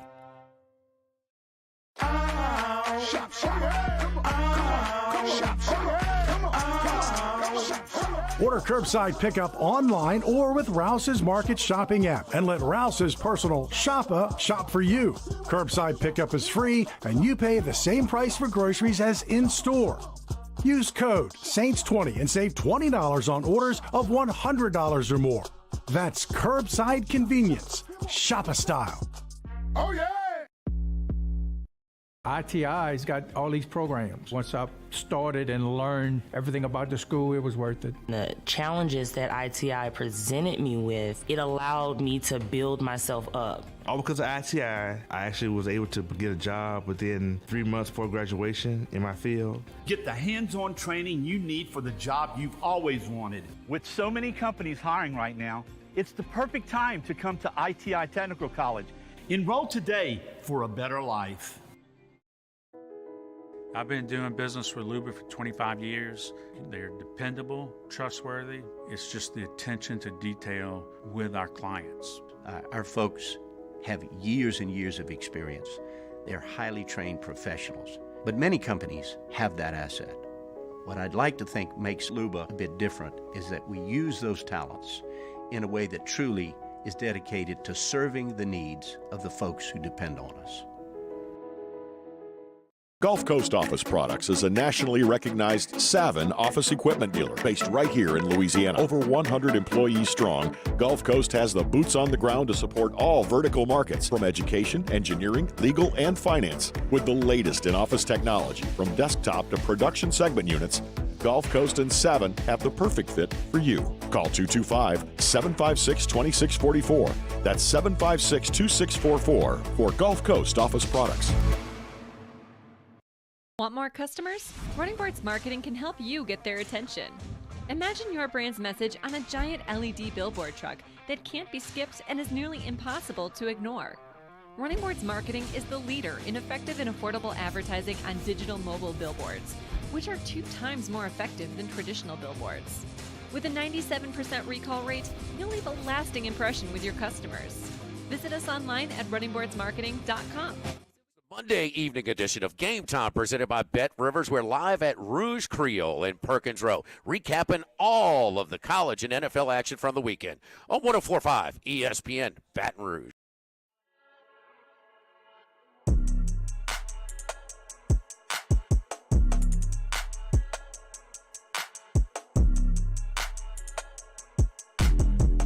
Hunt and Hill, 104.5 ESPN Baton Rouge. Another crazy Sunday in the National Football League. Kind of run through, Jeremy, get your thoughts on these. Falcons get their second win. Browns trying to tread water until the quarterback, and then we'll see. But they lose. They fall to 2-2, 23-20, the final score over in Atlanta. Chubb goes for 118 and a touchdown, but not enough to beat the lowly Falcons. Yeah, Chubb, you can make a case. If anyone says he's the best back in football, wouldn't get too much argument from me. He just runs so hard and he's so hard to bring down, but. Yeah, Browns kind of knew these growing pains would come, especially when you pay that amount of money to your starting quarterback and he's missing this much of the season. You kind of knew some of these things would happen with your team, but it was a big time win by the Falcons. I've said it all year. That's just one of those annoying teams. Kind of give me those Mississippi State vibes where any given week they get things going. Mariota's pulling it down. You got Pitts. You got Cordell Patterson, who's in top 5 in rushing yards. They can play with people, and they got one of the best young corners in football in A.J. Terrell. We know what Jets did to him, and my boy Chase did to him, though. So, but yeah, you got to give credit to the Falcons. That's a big-time win for them. Washington goes to Dallas. They can only muster 10 points. I mentioned this off the air. I don't think Carson Wentz is going to win the NFL MVP this year. That's kind of a hunch that I'm playing here. They're terrible. They go to 1-3, and the Cowboys win another one with the leadership of Cooper Rush under center. Look, Gordy's cousins lighting it up, man. 4-0 as a starting quarterback. Jerry's going to get his wish. What do you got to do, Jerry? You got a little quarterback controversy. Do you take the 4-0 guy out, or do you put Dak in? Like, what are we doing? No, he's got to definitely put Dak in. He's spending way too much money.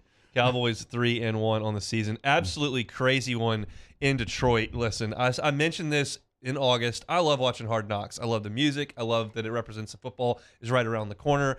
And you kind of get a connection to the team when you do it. And the Lions have a really likable coaching staff. Dan Campbell is incredibly likable. They've got Aaron Glenn's incredibly likable. They're easy to kind of pull for. But the whole time I'm watching, I'm sitting here looking at a 4-13 team. I know it is. I mean, you think, oh man, they're looking good and they're playing well. And look at this practice rep. And it's still the Lions, and they are still the Lions. They scored 45 points at home and lost to Geno Smith yesterday. Look, anytime you're a defensive-minded head coach and your identity is to bring this defense and everything to the team, and someone lights you up for 48 point with the immortal Geno Smith, and you're at home, That's I don't know as a fan how good I would be feeling about that, but it's the Lions. So what can go wrong will go wrong. It seems like no matter what they do, who they tried out there, put us on Hard Knocks, bring in the Belichick coach, get the new fiery guy, the grit guy, and just things go bad. And so I'm a Lions fan. It's hard to see the glass half full with that football organization. I saw in that game the Lions scored to cut it to 3, and they had to kick an onside kick, and they kicked the onside kick without a tee. The ball just sitting there on the ground, and they kicked it like a spinning top, and they almost got it. It was just about got it. I don't know that I've ever seen that exact type of onside kick, but it was interesting. But the Seahawks, who are coming in to play the Saints next week, score 48 points up there in Detroit. The Lions are 1-3. Titans go to Indy and get a big win. Thought maybe the Colts get a nice win 2 weeks ago. Maybe kind of turned the corner with that roster, right back to where they were. Matt Ryan kind of looks old. He did throw for 356 yards, but doesn't move really well at all. And the Titans were able to get some ground game going with Derrick Henry and win. Yeah, I thought for the Colts, that was a great opportunity to win, to start their season.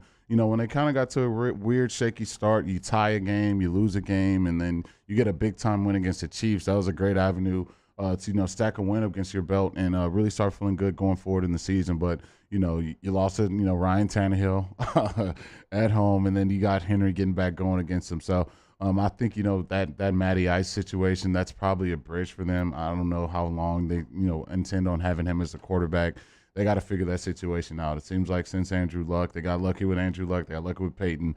It's normally hard to replace that type of level of production if you're a franchise, and I think the Colts find themselves in the exact same situation again. Is it hard to replace Mitch Trubisky? Oh, my goodness. Because I don't know that the Bears have done it. Justin Fields looks so bad. Yeah. And it looks so bad every week. And the Giants put on some throwback uniforms, played some throwback football. Saquon, 31 carries yesterday, and the Bears muster 12 points. They just cannot find a quarterback. Yeah, they can't. And then you got that guy who has the audacity to talk to these Bears fans so disrespectfully after everything. Come on, Justin. You probably weren't even alive when they had to suffer through all these bad quarterbacks, and now you're just adding more wood chips to that fire with your bad quarterback play. So, you want to keep it on the hush a little bit, get back in that film room, work on some stuff. But if you're going to be playing football like that, it's just going to be a lot more of a... Fields is the worst of the quarterback. I can't find anybody in the league playing worse than him. I mean, honestly. Yeah, when you think about it, I mean, you got Carson, who's not very good. Bad. You got Mitch, who's not very good. But, man, you got to go to the backups. You got to talk about, Brian Hoyer and Joe Flacco. Like, that's where you got to go. And if you're Flacco's infinitely better than Fields. Yeah, that's what I'm saying. Those are the guys you're going to. You're a top 10 pick in the NFL draft. You don't want to be in the conversation with those guys. So, yeah, maybe they do what, kind of the Dolphins did with Tua and get him some real weapons on the outside. And if he can't do it then you're really in trouble. But right now, it feels just not playing good quarterback right now. December is a tough spot in Chicago. Your team's terrible. You can't score any points. And it's like 4 degrees and the wind's blowing. Not great. And that's what Chicago is heading for. Last weekend at Wrigley. Cubs on the road for the last 3 games. Jags, Eagles. Jags jump out 14-0 up there at the Link, but the Eagles responded with a 20-point second quarter, and they win at 29-21. But Jags continue to put up a fight. They might be decent. Yeah, no, I think so. I think anytime you got Trevor out there without Urban Meyer leading the helm, he just looks like a totally different quarterback. It's kind of the quarterback you thought would be as advertised, one of the prototypical guys who can use his legs and has a big-time arm. And they got some weapons around him who people thought really wouldn't be able to, he'd be able to get the ball to. But, Agnew had a big-time game. Kirk had a big-time game. And I think, going forward for Trevor, if you're a Jaguars fan, that's something you can, look forward to, have some great feels about, sleep at night. Like, man, we may not get to the playoffs this year, but going forward, we can really build around Trevor. So the exact opposite of what Bears fans are feeling. Look, the easiest call of the preseason was that the Steelers' string of winning seasons was going to come to an end this year, and they were not going to be very good, and they are not. The Jets go to Pittsburgh and win 24-21. Steelers drop to 1-3. I don't know if it was an incredible performance by Zach Wilson, but they did enough to win the game. Tried to tell y'all he got that dog in him. The first thing he does when he gets in the end zone, he just hits that gritty in front of the world, man. My boy Zach just willing and dealing, found a way to win in tough Pittsburgh. But, yeah, if you're a Pittsburgh fan, couldn't be in a worse situation. You got money-making Mitch starting the season. Then now you got the rookie quarterback coming in there with all the expectations, being a guy who played at Pitt. Like, That's a lot of expectations, man. I just don't see, how they change that around this year, especially if you're not going to get, Najee Harris going in the run game. And I just think their offensive line isn't very good. And then you take your best player, off that roster with T.J. Watt being injured. It's just going to be a very, very difficult avenue for them to win. And I've said time and time again, I don't care how great the head coach is. You put a guy back there at quarterback that's not very good and they turn it over. It doesn't matter who you got. You can have freaking, I don't know who you want to name, Lombardi coaching that team. It's just, you're not going to win football games. The legendary quarterbacks of the era that we've just moved out of, they're having trouble replacing them. We know what's going on in New Orleans. We know what's going on in Pittsburgh. Mac Jones has not been awesome, and now he's hurt, and they're struggling in New England to find a guy to play quarterback like Roethlisberger, Breeze, Brady. Those guys out the door. It's just you got 15 years of great play and consistent play, and it's just hard to find that next guy sometimes. Two teams that seem to have their guy. The Bills and the Ravens played a classic in Baltimore. Everybody's talking about the decision that John Harbaugh made from the 2-yard line instead of taking the lead late in that game and putting his defense on the field. He decided to go for it from the 2-yard line. He throws an interception.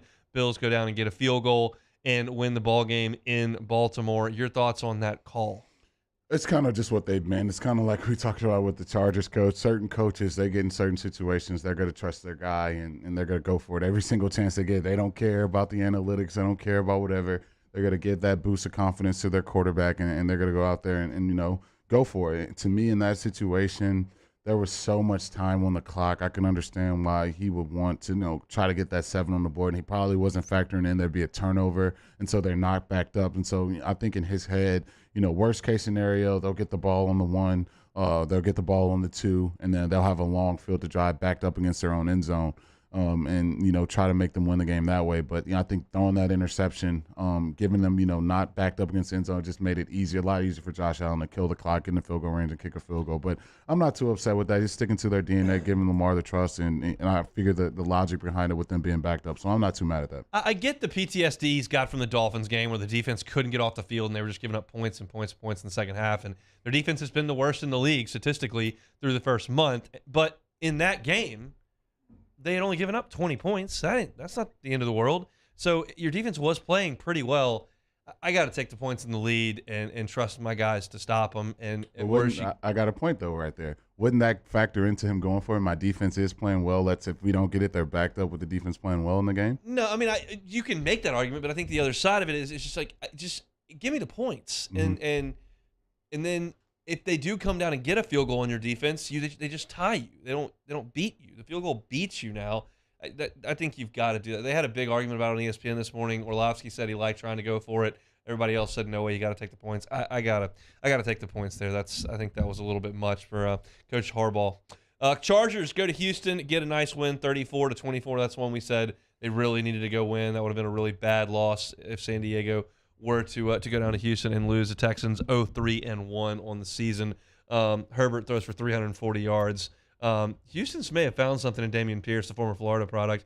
He goes for 131 yards and a touchdown, but big win for the Chargers. They needed that one. Yeah, and I think you had that as worst loss of the week. You couldn't not go to a Texans team who's, to me, more scrappy than you want to give them credit for, but just I don't think that team is going to make the playoffs and win many games this season. So if you're a team with Super Bowl aspirations, the last thing you could do is go on the road and start your season with 1 win. 1-3 is just too bad to lose. So I thought, good bounce back performance from Justin Herbert and Eckler. I'm sure a lot of fantasy owners were really, really excited with what he did in that game, scoring 3 big touchdowns. So yeah, big time win for the Chargers. I think Matt Rule's got to be the leader in the clubhouse for next guy fired, first guy fired. Cardinals 26, Panthers 16. Makes that Saints game look even worse. You just needed to beat the Panthers. Everybody else is doing it, and the Cardinals didn't. It's not like they're world beaters either. So that loss just looks worse for the Saints. No, it looks bad, and I think that's really felt like if Andy may have played that game, would have looked a lot different than it did. But you can never go back. Hindsight's obviously 20/20. You can never go back and change that. But yeah, that Panthers team is not very good. I know my boy Sharp's always pushing him some Baker Mayfield. Loves him some Baker. Baker's just, I think he's always been average, man. I just think that's what it is. And when you got an average quarterback, you're going to be on the other side of winning a lot more than you would like to. So Panthers, I think that's another team that's probably not going to be very good this season, especially looking at their offensive line and that football team as a whole, and then probably firing the head coach. I would have to agree with you. He's probably high on that list of guys who's probably going to get that knock on the door from the Grim Reaper. Bailey Zappi era began in New England, was actually in Lambeau Field, but not enough. Packers 27-24 overtime winners. Great fight by the Patriots for hanging in there with a third-team quarterback in the game, but the Packers inevitably get the job done, and the Patriots fall to 1-3. Yeah, something's fishy when you're hanging on by your phone by a thread. It's draft day.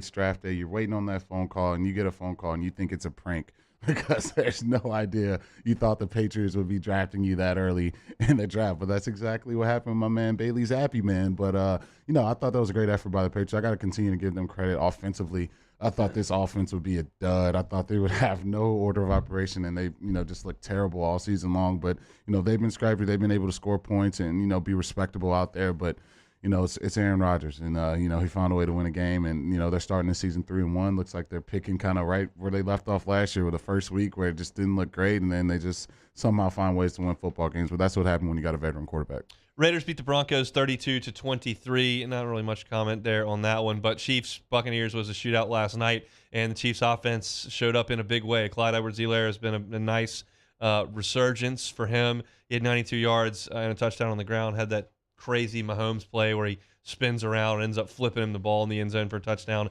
Tom throws it 52 times last night for 385 and 3 touchdowns, but not enough. And the way that the Bucs defense has played through the first 3 weeks of the season, for the Chiefs to roll up 41 points is quite impressive.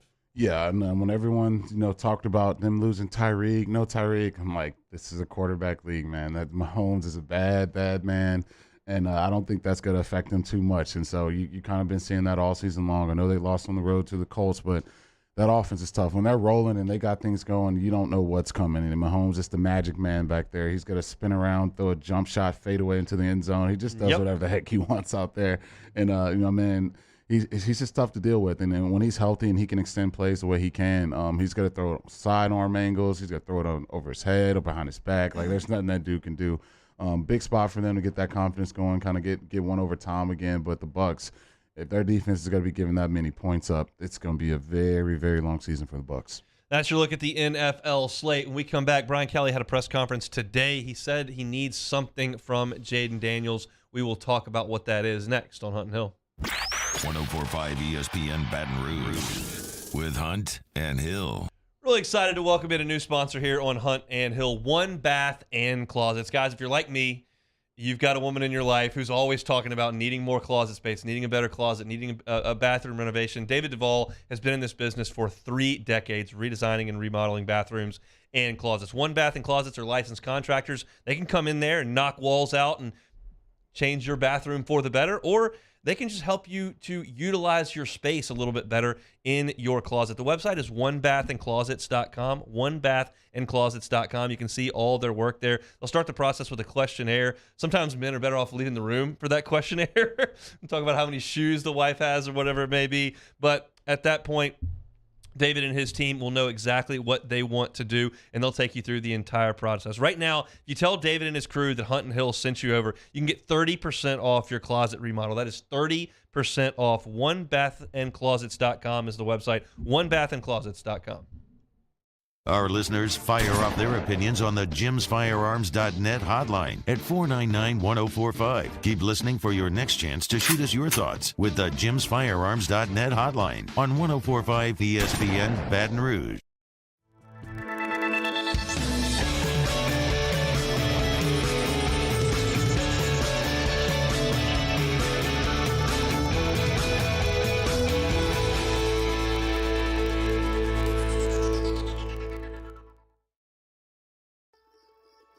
When I was a boy, I spent my days climbing trees, catching fish. Barefoot in the river I walked, listening to crickets, counting stars. This was home. After my stroke, I wondered if I'd make it back to the people and places I love. But I got the right doctors with Blue Cross coverage. Your card matters. Your home does too. Oh, hey, what's up? It's Big D and Bubba, 100.7 The Tiger Morning Show. We'd love for you to join us every weekday, 4 a.m. till 9 a.m. Yeah, everything you want in a show. Country music. We got laughs. We got celebrity in-studio guests. We just need you. Join us every weekday morning, 4 a.m. to 9 a.m., right where it all started. That's right. Louisiana's country station, 100.7, The Tiger.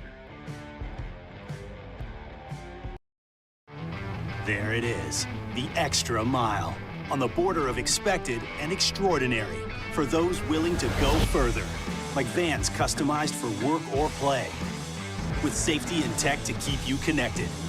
Supported by a 5-star sales, service, and finance team, and backed by the 1-star you know. So go the extra mile. It's never crowded, because so few have what it takes to go there. Mercedes-Benz Vans. ServiceMaster Elite create clean, disinfected work environments. As a local business, we take pride in serving the New Orleans and Baton Rouge areas. Our cleaning protocols follow CDC and OSHA standards for healthcare settings, offices, senior living, restaurants, and industrial plants. Contact ServiceMaster Elite to get your operation ready for reopening with germ disinfection cleaning. ServiceMaster Elite, the trusted choice in professional cleaning since 1996. It's no secret. The best oysters in Baton Rouge are at Jolie Pearl Oyster Bar. Enjoy mouth-watering South Louisiana flavor and oysters from all over the country. And don't forget our nightly drink specials.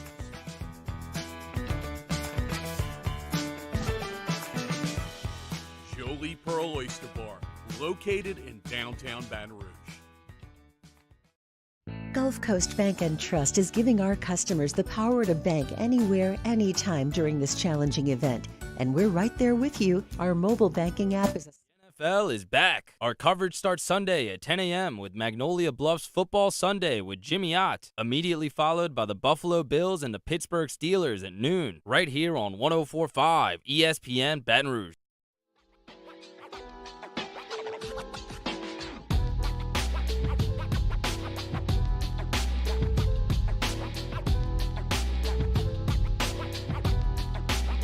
This is Hunt and Hill on 104.5 ESPN Baton Rouge. Every Monday, Brian Kelly's press conference airs right here on 104.5 ESPN Baton Rouge during Henny time. And today, they were talking about the passing game, and obviously LSU's passing game was not good on Saturday. There's no doubt about that. But Brian Kelly did go into some detail about what needs to change. And he actually used the fact that Jaden Daniels has not thrown an interception yet as a negative, basically. I'm paraphrasing and I'm interpreting a little bit, but basically said, we don't have any interceptions. To make some big plays, you've got to put the ball in harm's way a little bit and throw the ball into some tight windows. We're not doing that. You certainly, would rather a guy err on the side of being cautious, but can it be to the detriment if you're too cautious? Yeah, of course. And I talked about this last week. It's the difference between valuing the football and protecting it. We've just kind of been protecting it in a high clip, and I think Nuss kind of joined that committee. We all know the gunslinger, like we say, the gunslinger Nuss, but, he kind of followed that up with just protecting it just way too much. If you want to convert plays, you want to make plays down the field, sometimes you have to, put the ball in harm's way a little bit. You have to give your receivers, chances to make plays, and sometimes that ends with them, tipping the ball up and the defense intercepts it, and sometimes you throw it to the other team. But I think to go through an entire season without one interception, like that's something extremely fishy about that. And you just don't see it. I mean, especially from great quarterbacks, even the best quarterbacks there is in the world, they're going to have interceptions. And so I think if we want to see this pass game, take the leap. Am I saying I want to see us throw 2 picks on Saturday? No, I'm not saying that. But we just got to give our receivers more opportunities to make plays on the field, because this Tennessee offense, you want to see what that looks like? Watch Hendon Hooker this Saturday. He's got to be throwing the ball downfield. He hadn't done a pick either. Yeah, he's got to be throwing the ball downfield. He's got to give his receiver chances to make plays. So you got to kind of, get a full look of what that looks like. And maybe Jaden gets inspired by my man Hendon Hooker, and he gives these receivers some chance to make plays down the field. When Florida got to Knoxville, they had not completed a touchdown pass on the season. Anthony Richardson threw for 453 yards that day. So this Tennessee Vols secondary is susceptible to giving up some chunk plays, and LSU certainly has the guys capable of doing it. I wonder what this week of practice is going to be like, and if they are adamant that we have got to take some shots down the field, and if they make a play, you got to find out where your spot is on the field and where we are in the game. But I think this staff has shown that they're conscious of a few things. Like, we knew coming out of the Superdome, they're going to get Kayshawn the ball. They did it immediately against Southern. Jack Bech 2 weeks ago, they're going to get him involved. He's punt returning. I mean, we heard Brian Kelly say that during the week. He's back there catching punts now. They're going to talk about taking some shots this week. I expect to see the ball in the air down the field multiple times this week, trying to make some big plays. Look, if Anthony Richardson is just about to light you up for 500 passing yards, just about, he goes for 453, man, you got. I'm not saying you got to throw for 300 plus, but you got to take shots on the field. This Tennessee defense isn't world beaters. It's not what we saw 2011 Alabama or anything like that. They can give up yards, and I think if you're at home, you got the crowd behind you. I can't just watch another half of just total dead offense and no pulse. You're not going to come back against this Tennessee team. I can tell you that right now. You got to start fast. Of all the weeks we've kind of said, okay, they got to start fast, No, you literally have to. That was a bad Auburn team. Not many SEC teams with remote pulse is going to give up a 17-0 lead at home. That's just a bad team you did that against. This is not a bad offense you're playing this Saturday. They're going to score points. So, if I'm LSU offense, you got to get your receivers the ball. I know they've been patient all year. I'm watching Malik get open on plays in the game. I'm seeing Kayshawn getting open. You got to get the ball. And I know you kind of featured Mason Taylor last week. Let's feature Kayshawn. Let's feature Malik. We got to get our receivers the ball. So hopefully the passing game looks a lot different than it did last week. How surprised were you about the drops on Saturday? I mean, it made sense. When there's no rhythm, offense is such a rhythm-driven sport. There's a reason why you go in the summer, you throw routes on the air, you get all the reps you do during the season. When that rhythm gets disrupted, I thought it just put so much pressure on the receivers to when they were getting targets and they were, getting looks their way, they're trying to make a play and make people miss before they catch the ball. So I think that had a lot to do with that. So normally when you start fast, these guys are catching balls in the first and second quarter and doing things of that nature. You have the rhythm of the game. Hey, I'm going to take a hit here or I'm going to make a play here. And you're not so focused on what you're going to do after the catch. And so anytime you have 5 yards passing in the second half, I would say that's probably the lowest rhythm you can get to if you're a passing game and with this team. So hopefully, you start the game a lot faster. I know these receivers are sure-handed. They'll catch passes. Let's get some more rhythm early in the game so, when the back half of the game comes, these guys can be confident they can go make plays and not be so stressed out that they have to do more than what they're asked to do. I mentioned this at the top of the show, but the audience obviously turns over an hour and 40 minutes of talking here.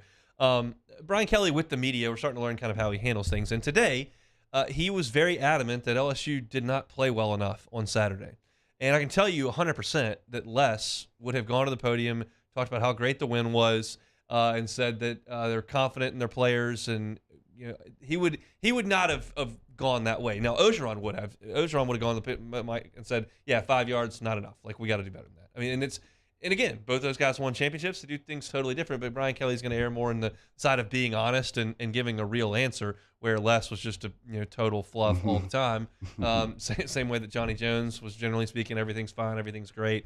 And Paul Maneri tells you just exactly how it is. It's just a different way of handling things from Brian Kelly. But what I'm learning from Brian Kelly is that when he says things during the week, you can actually pick some things up that you'll see on Saturday in the media. So I'm excited to see what they want to do. It's got to be a little bit of a freeing thing for Jaden Daniels. I know that if that's burned in your brain, we cannot ever turn the football over, that can be limiting, restricting. If you're saying, hey, if we have 1-1-1 coverage and Kayshawn's out there and Malik's out there, just throw it up there, man. Just let him go try to make a play. Yeah, and it's a slippery slope with Jaden because you got to think, where he just came from last season, only having 10 touchdown passes, throwing 10 interceptions, dealing with a lot of losses. And, their coach just got fired. So you're dealing with all that. Now you're trying to come to another school and take over. The last thing you can do as a quarterback is throw interceptions. And so I think, for Jaden, that's kind of the mentality he's taken into the season. Doesn't want to put the ball in harm's way, but if you're going to want to have one of those passing attacks that's respectable, you got all the weapons on the outside to get that done, you're going to have to do that a bit. And so he's going to have to find that happy medium because when you start playing these offenses who can score a ton of points, you can't, come back from 17 and have 5 yards passing in the second half. The score, you're going to be down by triple digits. You're going to be down by 3 possessions. And that's why LSU's start to the conference play was just so nice, to get Mississippi State and Auburn right out of the chute. It just gives you a little confidence. It creates the environment we're going to see. If LSU opened conference play with at Bama, at Tennessee or something. I mean, like, and if you could come out and you'd maybe potentially be 0-2, like, it just changes the entire mood around there. The guys have got to feel a little bit more confident. Even though they didn't play great in the game, you won the game, and you got your 2-0 in SEC play. It was just a nice break that LSU got that in the schedule because there are bumps coming. Everyone is aware of that. It may not come on Saturday. They may play great on Saturday and win the game at home. Would not surprise me at all if they went out there and won the game. But there are bumps coming, inevitably. And it's just nice to have a smooth takeoff here that LSU's had, where you had an opportunity to do some things incorrectly, to have a slow start against Mississippi State, to have a slow start against Auburn, and you were still good enough and played well enough down the stretch to beat average to below average teams. Auburn's below average, but Mississippi State's a solid average team. Just a nice start in conference play. The schedule maybe did LSU a little bit of a favor there, but now it gets real when Tennessee comes to town on Saturday. We got all week to talk about it here. This Friday, October the 7th, the Baton Rouge Zoo Foundation is hosting its 8th annual Brew at the Zoo. You can come out to the zoo at 7 o'clock until 10, sample dozens of craft beers along with food from local vendors. Plus, you can enjoy live music from Abby Lee. Purchase your tickets today at brzoobrew.org. That's brzoobrew.org. That is a tough thing to read off a piece of paper. brzoobrew.org. That's a tough website to say, but we got it figured out. We'll come back and close out with some Take It or Leave It. It's Hunt and Hill. This is Hunt and Hill on 104.5 ESPN Baton Rouge. Bayou Ford's not tough to say, not tough to shop there either. BayouFord.com is the website. The entire inventory is right there at your fingertips. Browse it, see something you like. They've got all the information on it right there. If you don't, they can customize a vehicle for you. 75% of the people who shop at Bayou Ford have their vehicles customized. We spend a good chunk of change on vehicles. Might as well get exactly what you like. Bayou Ford can have that custom vehicle turned around in 60 to 90 days and delivered right to you with a 1,000,000-mile powertrain warranty. Yeah, head over to BayouFord.com. They have the all-new 2002 Ford Expedition Timberline. Has tinted windows, a ready-lift 3 kit on there. Also, all-new 2021 Ford F-150s. They're getting $14,000 off MSRP, including the Black Widow edition. BayouFord.com, BayouFord.com. Bayou Ford, they're going to do right by you. In times of need, get a full list of phone numbers, websites, and other important emergency information on the Demco Stormwatch page at 1045ESPN.com. This is a house call. This is a follow-up appointment. This is a diabetes checkup. This isn't just more convenient care, it's more advanced care. This is innovating healthcare at Louisiana's #1 hospital, Ochsner. Eli's always been into grilling. It took us a while to see it, but the signs were there. What are you doing, Eli? I knew grilling was my thing. I have been talking about it throughout my career. Happy with the results? I am. Got the new grill from barbecueguys.com. It performed great. My advice, as I always told my boys, do more of what you're born to do. Barbecue Guys, for those who were born to grill. You want cheese on your burger, Pops? I'll take a little cheese. Crime has serious consequences, but anyone can make a mistake. If you find yourself in trouble with the law, know that you have rights, and it's okay to demand them. The law offices of O.C. Brown are here to protect you and your rights. Felony or misdemeanor, DUI or drug charge. No matter what crime you're accused of, you still have rights. Let the law offices of O.C. Brown uphold them. Call 225-343-1111. Your law firm for a lifetime. I've been doing business with Luba for 25 years. They're dependable, trustworthy. It's just the attention to detail with our clients. Our folks have years and years of experience. They're highly trained professionals, but many companies have that asset. What I'd like to think makes Luba a bit different is that we use those talents in a way that truly is dedicated to serving the needs of the folks who depend on us. I'm Jay Ducote. I grew up learning how to cook at LSU tailgate parties and right in my own backyard. And I created JD's Louisiana products to bring that Louisiana flavor to you at home for your backyard cookout. JD's Louisiana barbecue sauce, Louisiana molasses mustard, spicy and sweet barbecue rub, and more are available at your local supermarkets or by logging on to jducote.com/shop. Put in promo code CST for 25% off at checkout.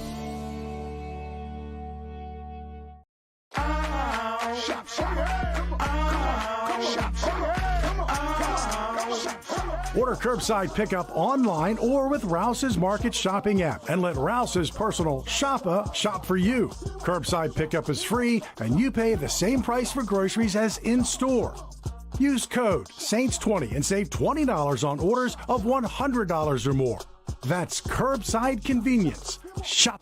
Matt Moscona inviting you to join us for Monday's AFR, presented by Relief Windows. We'll recap LSU Auburn and Saints Vikings from London. We'll also hear from Brian Kelly as LSU preps for Tennessee. Join us Monday, 3 to 6, 104.5 ESPN Baton Rouge.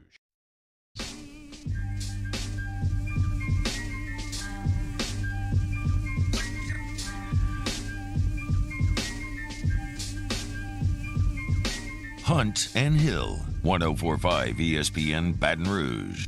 I forgot to mention this when we went through our SEC picks, gambling picks. For the season, I am 20-19-1. You are 20-19-1. All right, pretty Dead close. heat. Pretty close there. I like we were above 500, though. That's against the number 2, by the way. I know. My last 2 weeks have been terrible. I've been 2-10-1 the last 2 weeks. I was in such a good spot through 3 weeks.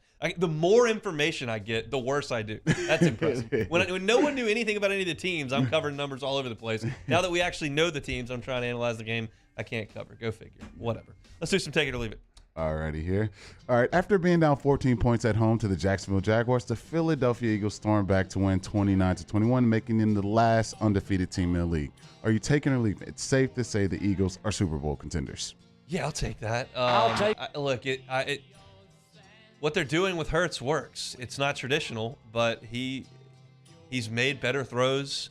He has stretched the field, and they're using that read option with his legs. I'm getting updates every time he does something because he's on my fantasy team, so I get a notification like touchdown, Jalen Hurts, 22-yard run up the middle, like touchdown, throw to AJ Brown. Like it's working. It's not traditional, and I wouldn't have necessarily thought that in August, but they are really good right now. After signing an extension with the Suns, DeAndre Ayton said he has not spoken to head coach Monty Williams since their playoff loss to the Mavs. Whole offseason not talking to your head coach. Take it or leave it. I'll leave that. I think, anytime you're a guy that's getting paid $30+ million, you're going to be a big factor in that offense and what they're trying to accomplish defensively as well. Got to figure it out with the head coach, man. It's normally weird. I liked Monty Williams. Yeah, apparently DeAndre Ayton doesn't, and he got benched in the first half in that game against the Mavericks because obviously Monty probably didn't like his effort that he was giving. And these kids, man, it's TikTok generation, man. Like anything you get, the coach yells at you, especially basketball players. Anything they say or do, you're gonna go in the cooler and just cry about it. But I mean, dude, it's NBA basketball. Everyone wants to win. Get over it, bro. You'll be fine. Like, talk to the head coach. You don't have to still have a temper tantrum because you got taken out of a basketball game. You got to talk to that coach. Monty Williams out, Alvin Gentry in. Not the best move in New Orleans basketball history. Monty Williams is a really good coach. Alvin Gentry is not. Yeah, I would definitely agree with that. All right, you're going to like this one.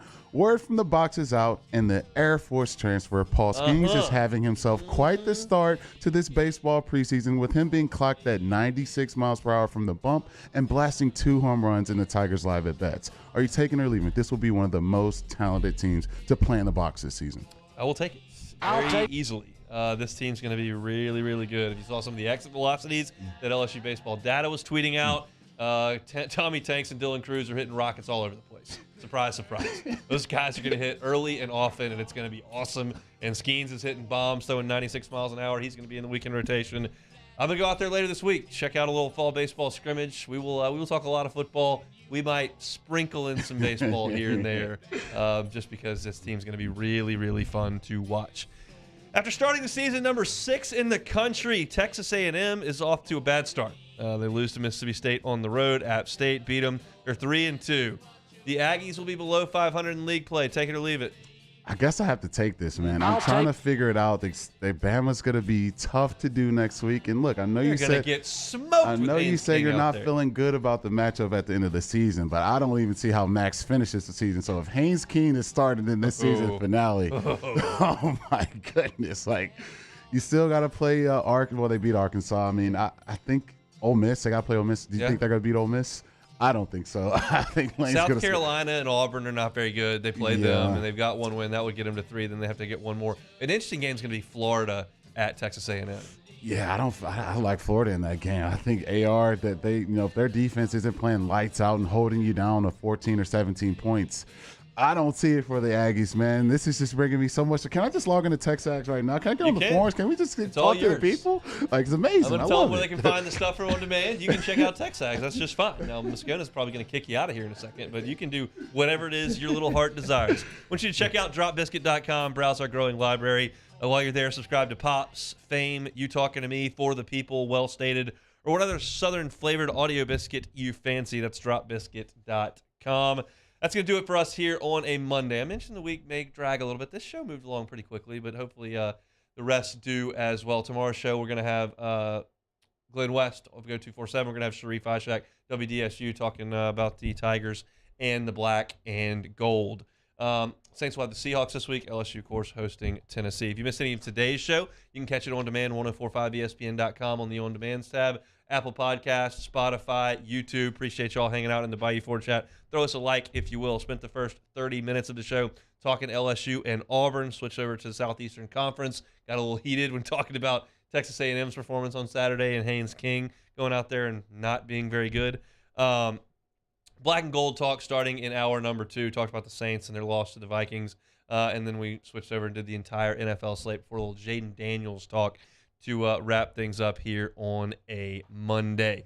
So that will do it for us. Matt Moscona is going to drive you home from 3 to 6 on After Further Review. Jimmy Ott's Game Time coming at you 6 to 8. Have a wonderful start to your Monday. Enjoy the Monday Night Football tonight. We are back tomorrow and every single weekday from 1 to 3 talking sports right here on the Capital City's Leader in Sports Talk, 104.5 ESPN Baton Rouge.